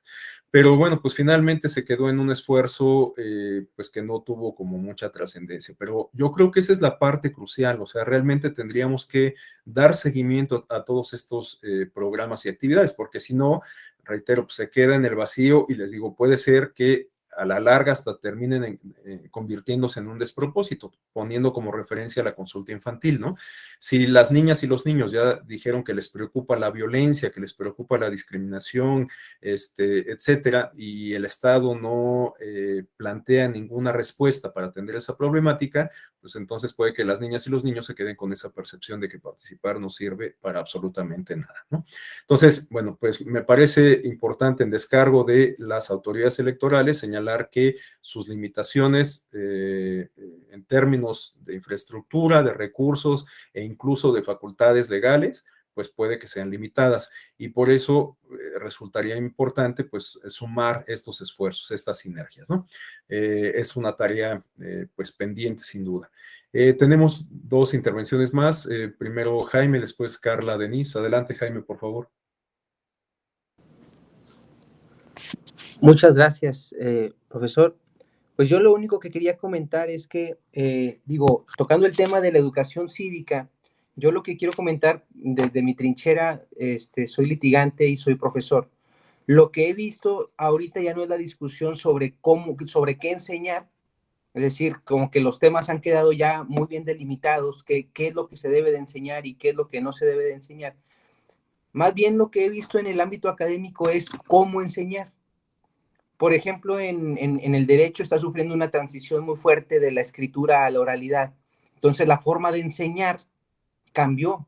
Y hay un método que en Estados Unidos tiene un poco de tiempo, le llaman con un lenguaje muy coloquial el método de aprender haciendo. Entonces, yo lo que creo que también debe estar en el tintero en materia electoral, como lo está haciendo en materia laboral, mercantil, penal, familiar, es el cómo enseñar esta educación cívica, que a mí se me hace muy importante y yo creo que debe de estar en el ámbito práctico desde tempranos grados de enseñanza. Eso es lo que yo quería poner en la mesa, porque mucho tiempo se nos ha puesto sobre qué enseñar, y esta parte que usted dijo sobre la enseñanza dogmática, que sí, yo creo que juega un papel importante, pero creo que ya el establecimiento de esas bases dogmáticas a lo mejor ya quedaron muy claras. Ahora, más bien, yo creo que podemos estar pensando en cómo avanzar al cómo enseñar, ¿verdad? Es lo que yo quería poner en la mesa. Muchas gracias, profesor. Al contrario, Jaime, absolutamente de acuerdo también. Sin duda, los modelos pedagógicos pues tienen que ver con esto, con la metodología, ¿no? No solamente con los contenidos, con la currícula, sino más bien con la forma en que se imparten estos contenidos, ¿no? De hecho, sobre esto vamos a volver un poquito más adelante, porque justamente en la presentación tenemos un planteamiento respecto a dos modelos de enseñanza que nos hace un autor, que guarda mucha similitud con los planteamientos de Paulo Freire, ¿no? Respecto a cómo son estos modelos o estas metodologías tradicionales de enseñanza y cómo tendrían que ser los modelos actuales de enseñanza que busquen desarrollar estas habilidades, competencias, conocimientos y sobre todo enfocados al ámbito digital. Pero bueno, sobre ello vamos a volver en un momento más. Gracias, Jaime. Adelante, Carla, un gusto saludarla. Hola maestro, un gusto igual saludarle y verle igual a mis compañeros. Bueno, creo que desde ayer toda esta clase me ha traído así como reflexionando porque creo que considero, o desde mi punto de vista, es muy importante para no solamente la cuestión de la democracia, sino en general en sociedad. El fortalecimiento de la educación cívica o la participación ciudadana creo que van de la mano. Y reflexionando en ocasiones y por lo que han comentado algunos de mis compañeros y yo lo he plasmado o planteado en otros diplomados, en ocasiones creemos que la educación cívica, la participación ciudadana o el fortalecimiento de esta solamente depende de un solo sector, instituciones electorales o gobierno, pero creo que eso va más allá de estandarizar que solamente le corresponde a un sector de la sociedad, ¿no? Sino yo siempre, y creo que ya deben estar enfadados los profesores de la EGIC porque siempre tomo ese ejemplo, pero todo esto principalmente en la participación ciudadana es como un engranaje. No todo depende de instituciones electorales, no todo depende de gobierno y no todo depende de ciudadanía, ni de educación, ni de escuelas, ni de nada. Creo que todo va relacionado. Sí. Si uno no hace su parte, no va a poder ir avanzando. ¿Por qué? Porque si dejamos que solamente las instituciones electorales o las autoridades electorales se aboquen solamente a fomentar la participación ciudadana o la educación cívica, pues creo que ahí va a empezar a fallar. ¿Por qué? Porque aunque ellos hagan cualquier tipo de mecanismos, cualquier tipo de consultas, cualquier tipo de circunstancias, si no tienen el respaldo de la ciudadanía ni del gobierno, ahí todos sus esfuerzos van a ser en vano. Y yo lo puedo ver y lo vi en su momento como cuando fue la revocación de mandato, ¿no? El gobierno lo quiso imponer, el INE lo hizo, pero la ciudadanía en ocasiones hubo el abstencionismo, ¿no? Porque no había esa cultura cívica, no había esa participación. Entonces creo que esto me lleva mucho a reflexionar que no solamente corresponde a uno, sino corresponde a todos. para poder fortalecernos o la cuestión de la educación cívica, la participación ciudadana, no podemos dejar lo que solamente se enseña en las escuelas, sino, no, yo como persona, ¿qué estoy haciendo para poder mejorar mi sociedad, para poder mejorar mi entorno? Queremos en ocasiones resolver el mundo, pero no resolvemos o aportamos o hacemos aportaciones donde en el sector que estemos, ¿no? Entonces yo creo que hay que contribuir en ese pequeño círculo en el que estamos para que poco a poco se vayan armando esos engranajes y toda la sociedad en común pueda seguir participando, comentándose y fortaleciendo, ¿no? Decía Alejandra, bueno, está en la consulta, se ve que es la cuestión de la violencia, pero tú como sociedad, ¿qué haces? ¿Eres omiso ante lo que está pasando?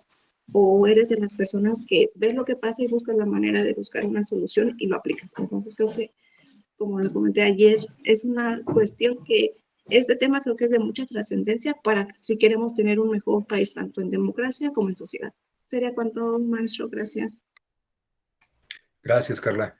Sí, completamente de acuerdo con lo que comenta. Y bueno, ya lo había mencionado, ¿no? Nadie tiene el monopolio de la educación cívica y sin duda cualquier esfuerzo suma. Y bueno, me hizo reflexionar esto último que usted planteaba respecto a qué es lo que hace uno.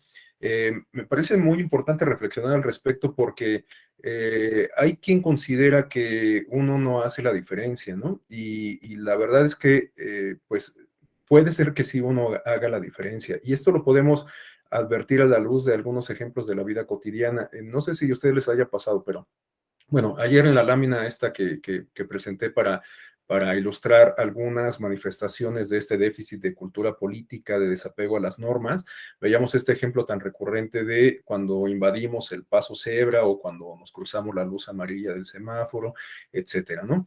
Pero vean cómo cuando alguien decide finalmente detenerse y respetar la luz, los demás a veces hasta por imitación lo hacen, ¿no? Por ahí nunca falta alguien que pues le vale y se lo pasa, ¿no? Pero cuando alguien toma una iniciativa, en muchas ocasiones esta es replicada, ¿no? Y esto, les digo, lo podemos advertir prácticamente en cualquier ámbito de la vida pública y privada. A veces hasta por vergüenza, justo cuando ya alguien puso el ejemplo, a veces hasta por vergüenza alguien ya no actuó de la misma forma, ¿no? Entonces, puede ser que sí uno haga la diferencia. El asunto es que nos falta asumirnos como agentes del cambio social y político. Ese es el tema. Y justamente por eso es que tenemos que poner énfasis en estos procesos de pedagogía social que nos enseñen cómo ser ciudadano y cómo nosotros nos convertimos en agentes del cambio político, ¿no? Entonces, en ello estriba, creo, parte de lo que estamos comentando. Y de hecho, bueno, mañana todavía voy a tener oportunidad de compartir con ustedes otra sesión del diplomado en donde vamos a abordar el tema de la participación política y de las redes sociales, que también es muy interesante, y ahí vamos a ver justo algunos ejemplos de cómo la participación en el ámbito digital puede generar cambios sustantivos ya no en el ciberespacio, sino en la realidad política, ¿no? Entonces, bueno, ya eso lo veremos el día de mañana. Gracias, Carla, por la intervención. Adelante, Pamela. Gracias. Yo, la verdad, justo todo este tema que estamos viendo desde ayer me interesa mucho, porque una parte de lo que yo quiero o difundo en lo de mis redes sociales es como enseñarle a la gente que los beneficios sociales que existen, hay unos que ya están concretados desde hace mucho y porque es una obligatoriedad, ya ni siquiera es por este rollo de la participación en un partido u otro desde tu localidad. Pero hay mucha gente que a lo mejor les gusta y hay mucha gente que hasta quieren que les des como el link y hasta dónde metes tu nombre para que, o sea, somos además un poco flojos también entre investigar la información y que solamente te digan cómo existe esto, pero la gente pues ya no va y lo hace. Y también como cosas de cómo ser nosotros mejores ciudadanos, hay veces que eso no les interesa tanto como si voy y digo como si fuera un chisme de algún político, eso les interesa demasiado y tiene muchísimas visualizaciones, pero lo otro que puede ser benéfico, pues a la gente eso parece que le es irrelevante y eso, al menos a mí, que es lo que yo he querido como difundir, me cuesta un poquito más el trabajo porque a veces me da flojera hacer de estos videos que sí aportan algo más, pero que la gente pues la verdad dice como, no, mejor, a ver, cuéntate otro chisme o algo así. Y ya. Sí, gracias, Pamela. Bueno, pues es que sin duda los seres humanos somos como muy visuales, ¿no? Esto también ya lo planteaba Sartori desde el Homo videns, y ahora creo que se ha puesto más de manifiesto con el uso de las redes sociales y las nuevas tecnologías en general, ¿no? Esto explica, por ejemplo, el origen de Twitter, ¿no? ¿Se acuerdan de estos 140 caracteres? O sea, la gente no quiere leer mucho, ¿no? Y de hecho, bueno, pues ahora ya se ha puesto como de moda los hilos, pero hay mucha gente que cuando ve que se trata de un hilo, pues como que no lo sigue, ¿no? Porque tiene mucho más impacto justo lo que comenta Pamela, o sea, lo visual o lo rimbombante o lo morboso o esto que genera como más expectativa, ¿no? Entonces, bueno, pues eso también tiene que ver con cómo aprender a ser ciudadanos en el ámbito digital, porque vamos, si lo que queremos es pasar un rato de esparcimiento, entretenernos, no tenemos nada que hacer, pues bueno, a lo mejor seguimos ese contenido, lo visualizamos, así como cuando encendemos la tele y vemos algún programa de revista o hasta los infomerciales, ¿no? O sea, yo conozco gente que a veces se entretenía viendo los infomerciales en la noche. Bueno, pues cada quien tiene sus propios gustos, pero justo creo que tendríamos que tener las herramientas como para decidir, a ver, cuándo esta información me va a servir como para pasar el rato y cuándo esta información me va a servir como para otro propósito, como puede ser, participar en una conversación digital o definir el sentido de mi voto. Entonces, bueno, pues ahí está la clave de aprender a ser ciudadanos, ¿no? Bueno, ciudadanos digitales. O una de las claves en aprender a discernir la información y aprender a identificar la utilidad que eventualmente nos puede representar esa información que consumimos, ¿no? Gracias, Pamela, por la intervención. Bueno, si les parece, le doy el uso de la voz a María y después retomamos la exposición para que nos dé tiempo de concluirla, ¿de acuerdo? Bueno, antes de cederle el uso de la palabra a María, nada más compartirles algo que nos escribió Malitzin en la caja de comentarios. Nos comenta que en Chiapas el Instituto de Elecciones y Participación Ciudadana cuenta con una Dirección Ejecutiva de Educación Cívica y Capacitación para infantes, juventudes y personas adultas como autoridad electoral y parte de su competencia. Sin embargo, se debe fortalecer desde casa en situaciones tan simples como la organización entre las y los vecinos para agentes de cambio, como lo mencioné. Sí, pues absolutamente de acuerdo. Esto pues guarda relación con lo que nos decía también Carla, ¿no? Respecto a entender todo esto como un proceso, ¿no? Como un engranaje en donde intervienen distintos factores, ¿no? Pues evidentemente así es como lo tenemos que entender y por eso su complejidad. Si supiéramos, como lo decía hace rato, que podemos avanzar como en un videojuego escalando niveles, bueno, pues sería como mucho más sencillo, pero el asunto es que el proceso implica una convergencia de muchos factores y también la resistencia de muchos factores. Entonces, bueno, pues es más complicado así, ¿no? Bueno, adelante, María, por favor. Buenos días a todas y a todos. Bueno, solo para complementar un poquito el comentario que hacía la compañera Pamela, yo ya les decía en clases anteriores, yo no estoy desde el punto de vista de la vida judicial, del ámbito judicial. Yo lo veo desde un ámbito externo, ya que nosotros trabajamos este tema de marketing político digital. Y evidentemente, pues las redes sociales son las herramientas primarias con las que trabajamos. Y lo que ella decía, precisamente, ahí es un tema muy amplio, muy amplio, pero el tema de la microsegmentación e incluso de los horarios por plataforma te podría dar un mejor resultado al momento de compartir cierta información con los usuarios, desde qué personas son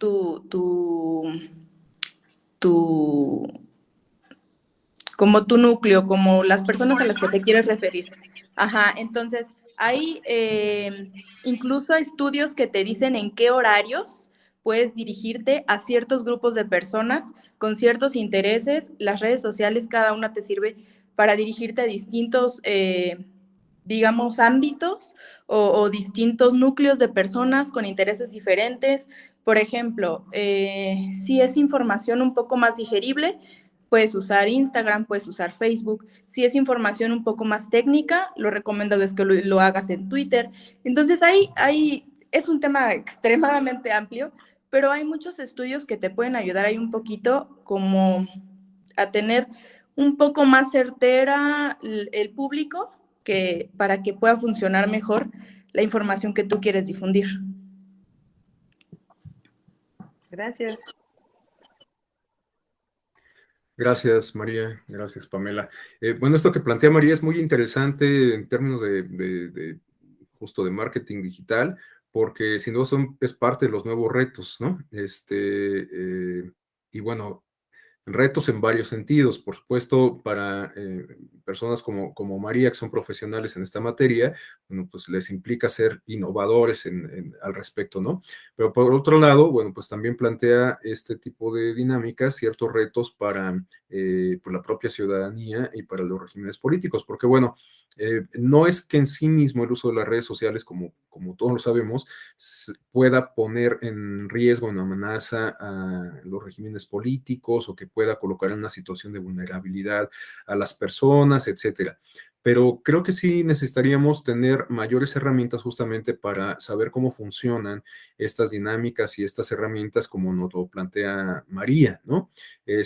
Porque a partir de esta microsegmentación que se puede hacer, bueno, pues puede ser que nosotros recibamos, como lo plantea bien María, ciertos contenidos específicos en atención al perfil que nosotros hemos construido en las redes, ¿no?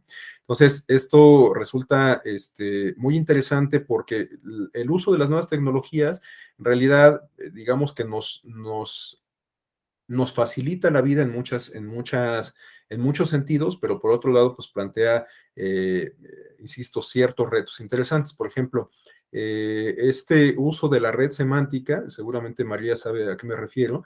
La red semántica se refiere al uso o la aplicación de algoritmos que nos arroja resultados a partir de la interacción que nosotros estamos teniendo con la red o con la plataforma, ¿no?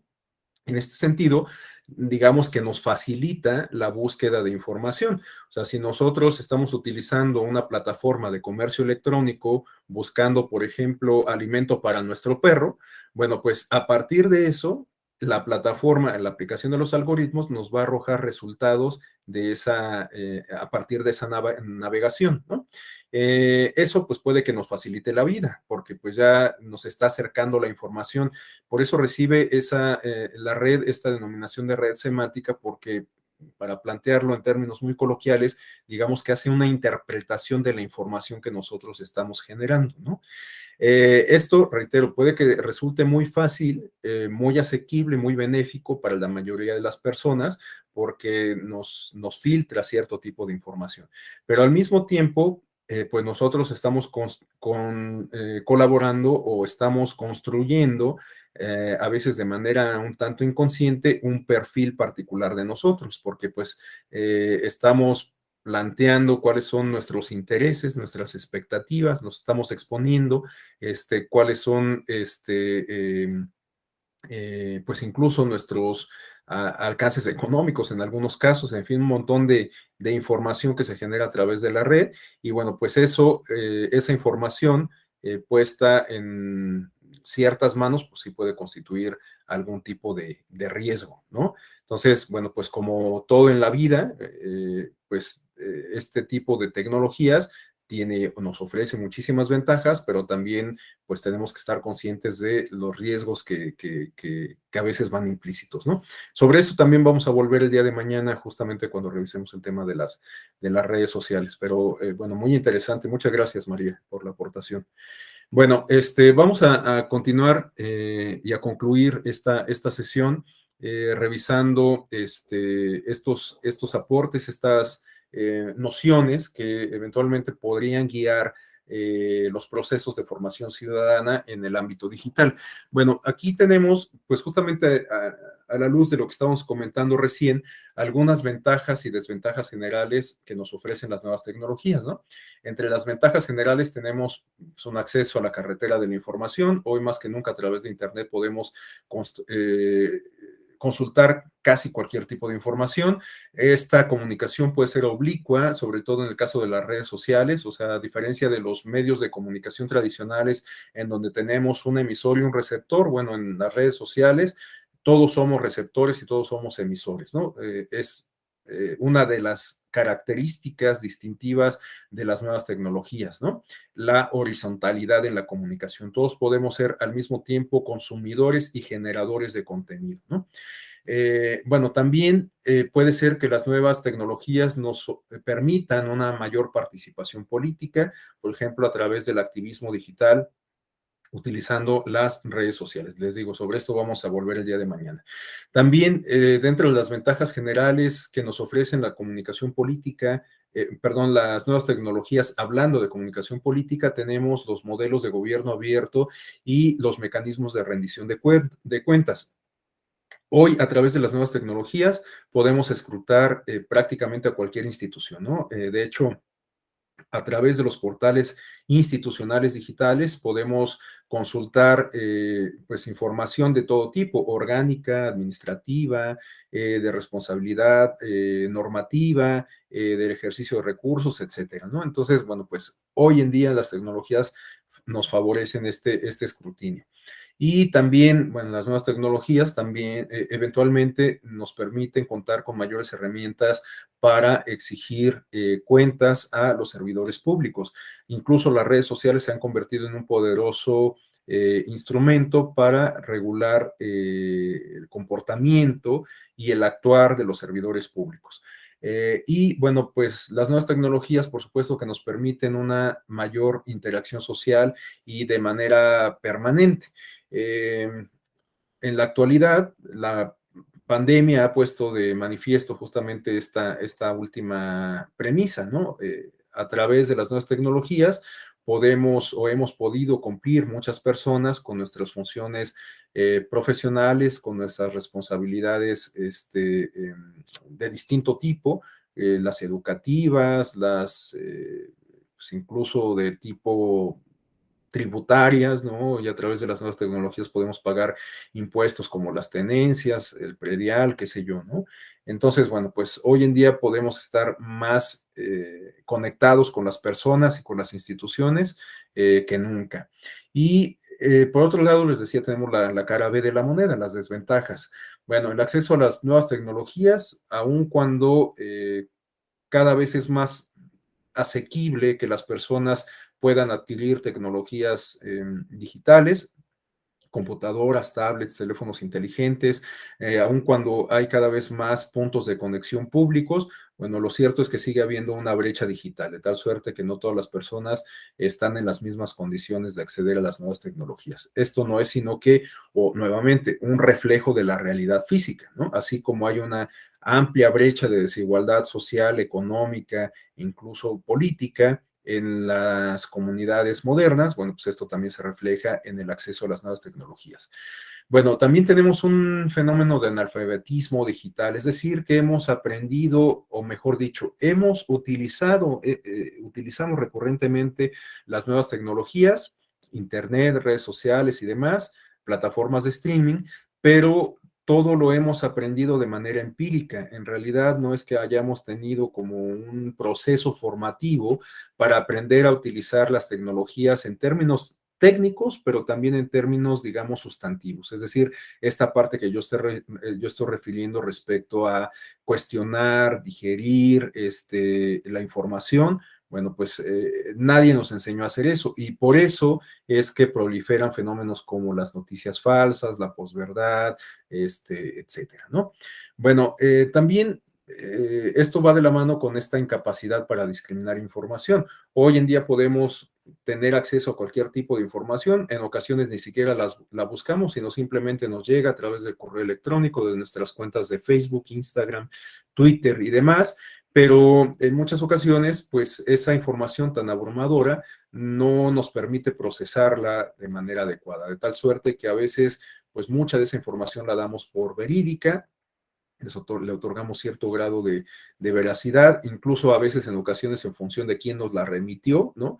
O sea, si vemos que en Twitter la información la publicó un periodista muy prestigioso, bueno, pues la damos casi por auténtica, ¿no? Y sabemos que ha pasado muchas veces que los periodistas, aún los más prestigiosos, se han tenido que desdecir de lo que publicaron, ¿no? Y hasta pedir disculpas. Bueno, por otro lado, tenemos algo que yo denomino la desvinculación vinculante entre personas, porque por un lado, estamos más conectados que nunca con las personas, como lo comentaba hace rato, tenemos infinidad, millones de amigos en Facebook. Bueno, yo no tengo ni siquiera cuenta de Facebook, pero la gente que tiene Facebook tiene millones de amigos en Facebook. Hoy a través de las redes sociales podemos contactar personas del otro lado del mundo sin que el idioma, las barreras físicas, las barreras políticas sean un inconveniente. Hoy hay muchos programas de traducción prácticamente simultáneo. Hay algunas plataformas que prácticamente tienen habilitada esta función de subtítulos. En fin, hay muchas herramientas que hoy nos permiten tener comunicación con personas, aun cuando hablemos lenguajes distintos, ¿no? Pero al mismo tiempo pareciera como que estamos más alejados de las personas de manera física, ¿no? No sé, yo creo que todavía no hemos alcanzado a dimensionar lo que va a significar la pandemia a partir del confinamiento al que hemos estado expuestos en términos emocionales, ¿no? O sea, yo no sé si ustedes estén acostumbrados, por ejemplo, a abrazar y a besar a sus seres queridos, ¿no? A saludar a sus amigos de abrazo, por ejemplo. Sé que para algunas personas es como un tanto invasivo esta efusividad, pero hay quienes, pues a veces nos viene bien, nos da gusto saludar de esta forma o dejarnos saludar de esta forma por ciertas personas, ¿no? El contacto físico, el establecer una conversación, el ver a las personas a los ojos, el incluso sentir pues esta calidez, pues hoy en día ha estado un poco ausente en estos 2 años de pandemia y quién sabe, reitero, qué consecuencias puede tener este confinamiento en términos emocionales, ¿no? Hoy muchas personas han comenzado a vivir una vida alterna en el mundo digital y si no, pues ustedes díganme cómo explicamos entonces estos programas o estos videojuegos en donde la gente consume en supermercados, en donde la gente construye ciudades, en donde la gente va a fiestas en estos espacios digitales. O sea, en realidad estamos viviendo una vida alterna en un mundo distinto al físico, ¿no? Parece como una trama sacada de ciencia ficción, de una película o de una novela de ciencia ficción, pero bueno, pues es mucho más real de lo que nos imaginamos, ¿no? Y bueno, también sabemos que la violencia física puede ser, bueno, que en general la violencia es un fenómeno rampante en muchas sociedades y México no es la excepción. Estos fenómenos del feminicidios, estos fenómenos de narcotráfico, de ejecuciones, de persecución, de desapariciones forzadas, etcétera, pues son justamente manifestaciones de la violencia. Y bueno, pues la violencia al final también se ve reflejada en el mundo digital a través del ciberbullying, del ciberacoso, de los llamados al odio e incluso pues las propias redes digitales y las nuevas tecnologías en general se pueden convertir en un mecanismo de maximización de la violencia. Vimos que apenas hace algunos días hubo un atentado, un tiroteo en Estados Unidos y el perpetrador de esta acción violenta lo transmitió en vivo, ¿no? No es la primera ocasión que pasa y lo más bueno, una de las cosas que más me llamaron la atención es que este video circuló incluso después y muchas personas pareciera como que ya lo hemos normalizado, o sea, como que ya no nos llama tanto la atención, ya no nos reflexiona el hecho de ver una violencia tan explícita, pareciera como que ya se ha vuelto parte de la cotidianidad, de lo normal, ¿no? Entonces, eso parece que nos tendría que preocupar porque nos llama a reflexionar acerca de la deshumanización que estamos viviendo. O sea, estamos otra vez volviendo al estado salvaje en donde ya no nos importa ver gente sin cabeza o gente desmembrada, ¿no? Como en la Edad Media. O sea, ¿de qué han servido entonces 5 o 6 o 7 o 10 siglos de civilización si estamos volviendo al mismo punto? Entonces, bueno, es algo que nos tendría que llamar a la reflexión. Bueno, para ya ir cerrando, tenemos estos apuntes que nos ofrece este documento de la UNESCO, una encuesta realizada en 2007, en donde exactamente se ha perdido la capacidad de asombro.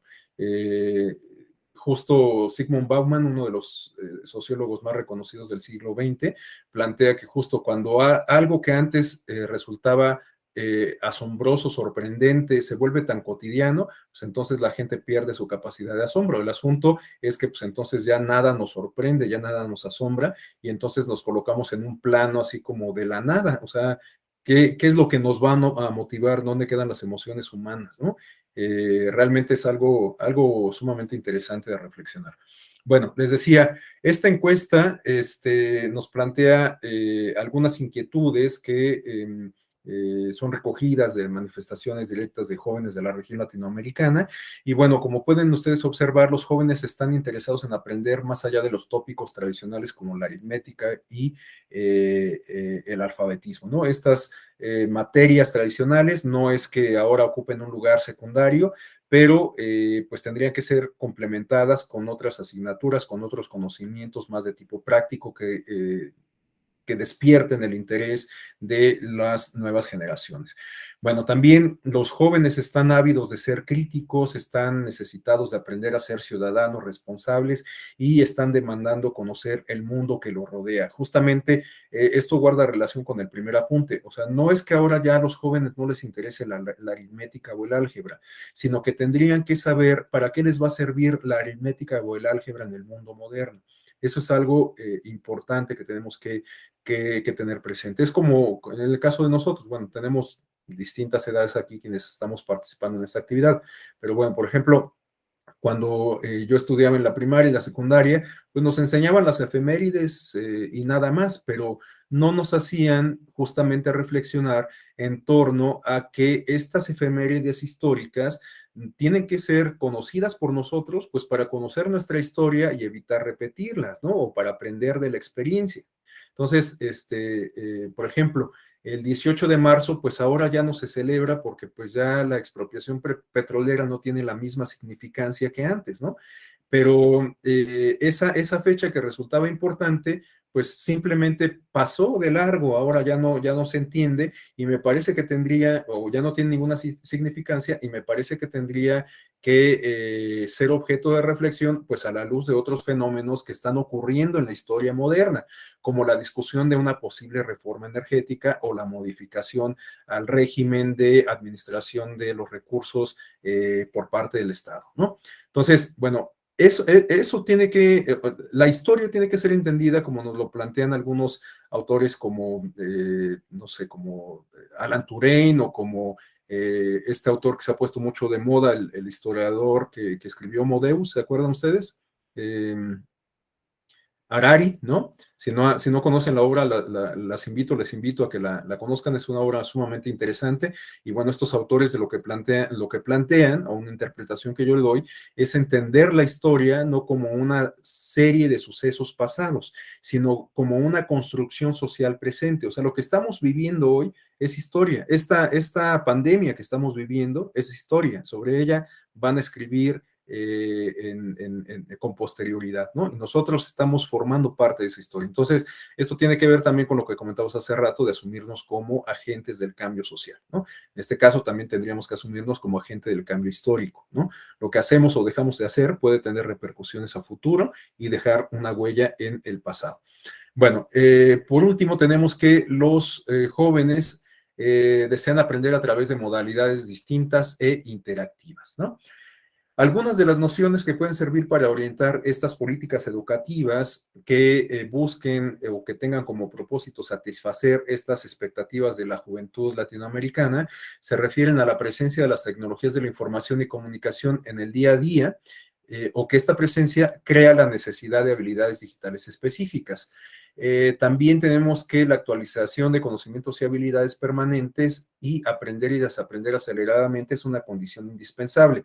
Si partimos de la premisa de que las nuevas tecnologías avanzan vertiginosamente, pues tenemos que desarrollar una capacidad de aprender y desaprender igual de manera acelerada, ¿no?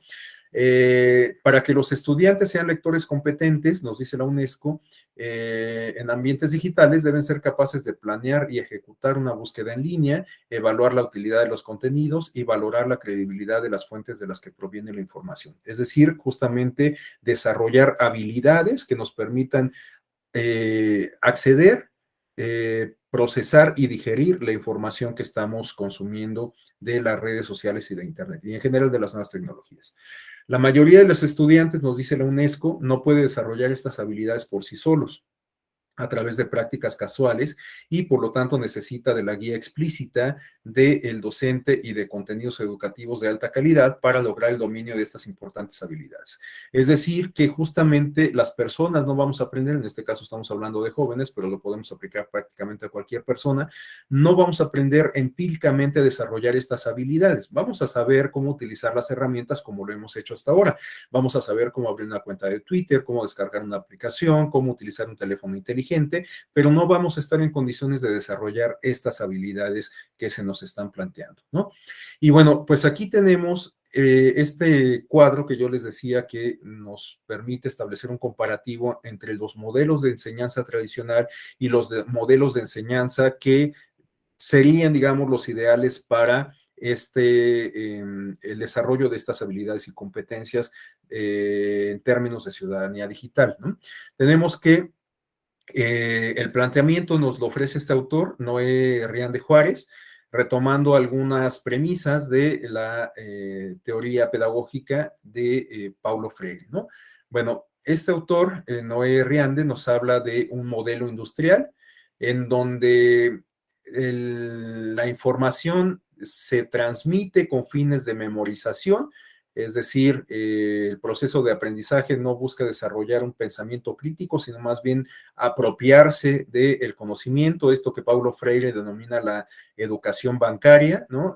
Freire denomina este modelo pedagógico en estos términos, porque entiende que en los modelos tradicionales el pedagogo o el educador se asume como el poseedor del conocimiento y los estudiantes son vistos como recipientes o vasijas en los cuales el educador va a depositar el conocimiento. Justamente por eso recibe esta denominación de pedagogía o de educación bancaria, ¿no? En donde se deposita conocimiento en las alcancías. Bueno, en ese esquema del modelo tradicional o industrial, el proceso está basado en la enseñanza, es decir, en lo que nos puede aportar el educador, mientras que en el modelo digital la pedagogía o la metodología está basada en el aprendizaje, es decir, en un proceso más complicado en donde no se asume el educador como el único poseedor del conocimiento, sino como el conductor de un proceso de aprendizaje, en donde él incluso está igualmente expuesto o está sujeto a aprender, ¿no? A formar parte de ese proceso. Bueno, en los modelos tradicionales no se respetan los diferentes estilos de aprendizaje, son muy dogmáticos. En los modelos digitales se tiene respeto a diferentes estilos de aprendizaje. En los modelos industriales, la educación terminal se divide por ciclos, semestres, años, etcétera. En los modelos digitales, estamos hablando de que más bien los procesos de educación son permanentes. En los modelos industriales, el profesor es visto como el portador del conocimiento, algo que ya había comentado. Se prohíbe el pensamiento crítico, se prohíbe cuestionar al profesor, mientras que en los modelos digitales se alienta el pensamiento crítico. Fíjense cómo estos esquemas tradicionales incluso todavía guardan mucha simbología en la infraestructura de los espacios educativos. Yo no sé si ustedes hayan visto que en muchas escuelas todavía en la parte de adelante tenemos como un estrado en donde el profesor justamente imparte su clase, ¿no? Entonces vemos que el profesor está colocado en una posición física de superioridad respecto al alumnado. Este aspecto resulta sumamente simbólico, ¿no?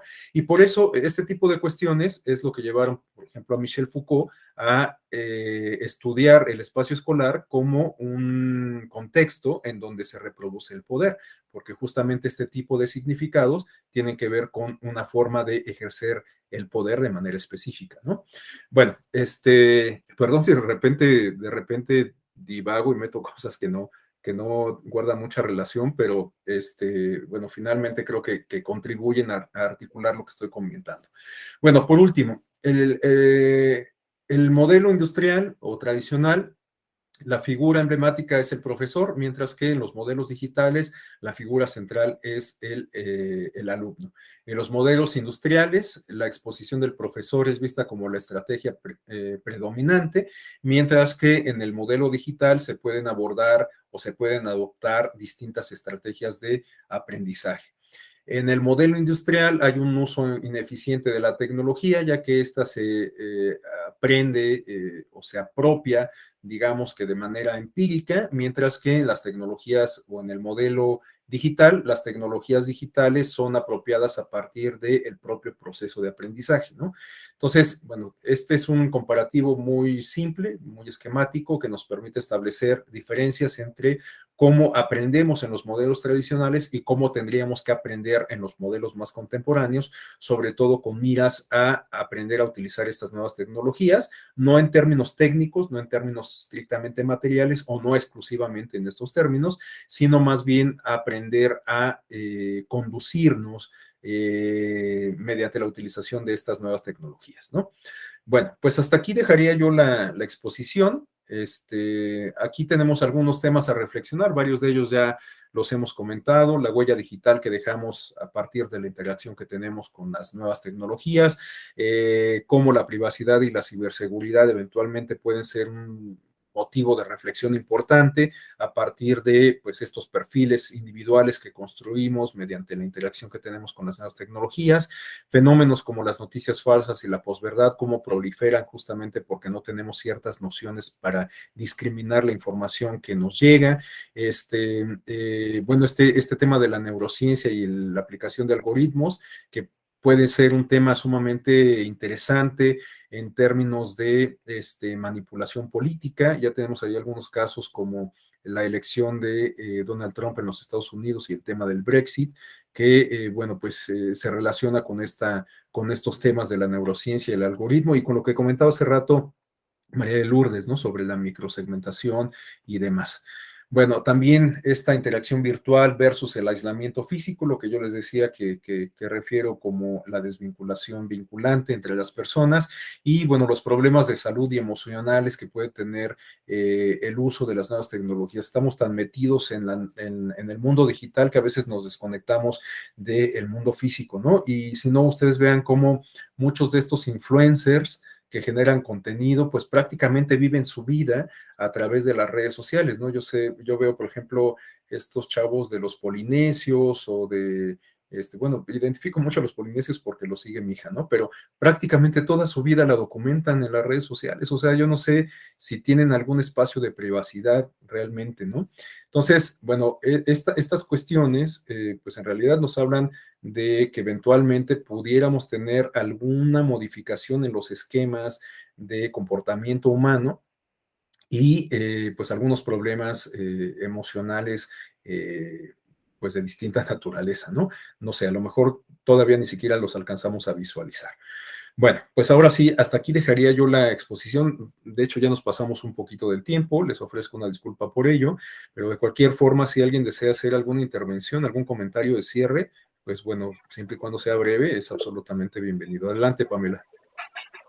Yo solo a veces repaso como los temas que vimos en la mañana. ¿Esta presentación está en el sitio o nos las puede compartir? Sí, esta presentación se las puedo compartir, no está en el sitio, si quieren se las comparto por correo electrónico, por lo cual únicamente les pediría que me la soliciten. Mi correo es muy sencillo, es mi nombre, rafael.caballero@te.gov.mx. TE, ¿verdad? Sí, Gracias. @te.gov.mx. Bien, bueno, si no hay más intervenciones, no me resta más que agradecerles de nueva cuenta el favor de su atención. Les deseo un excelente martes y nos encontramos de nueva cuenta el día de mañana. Muchas gracias. Gracias, bye. Hasta luego, gracias.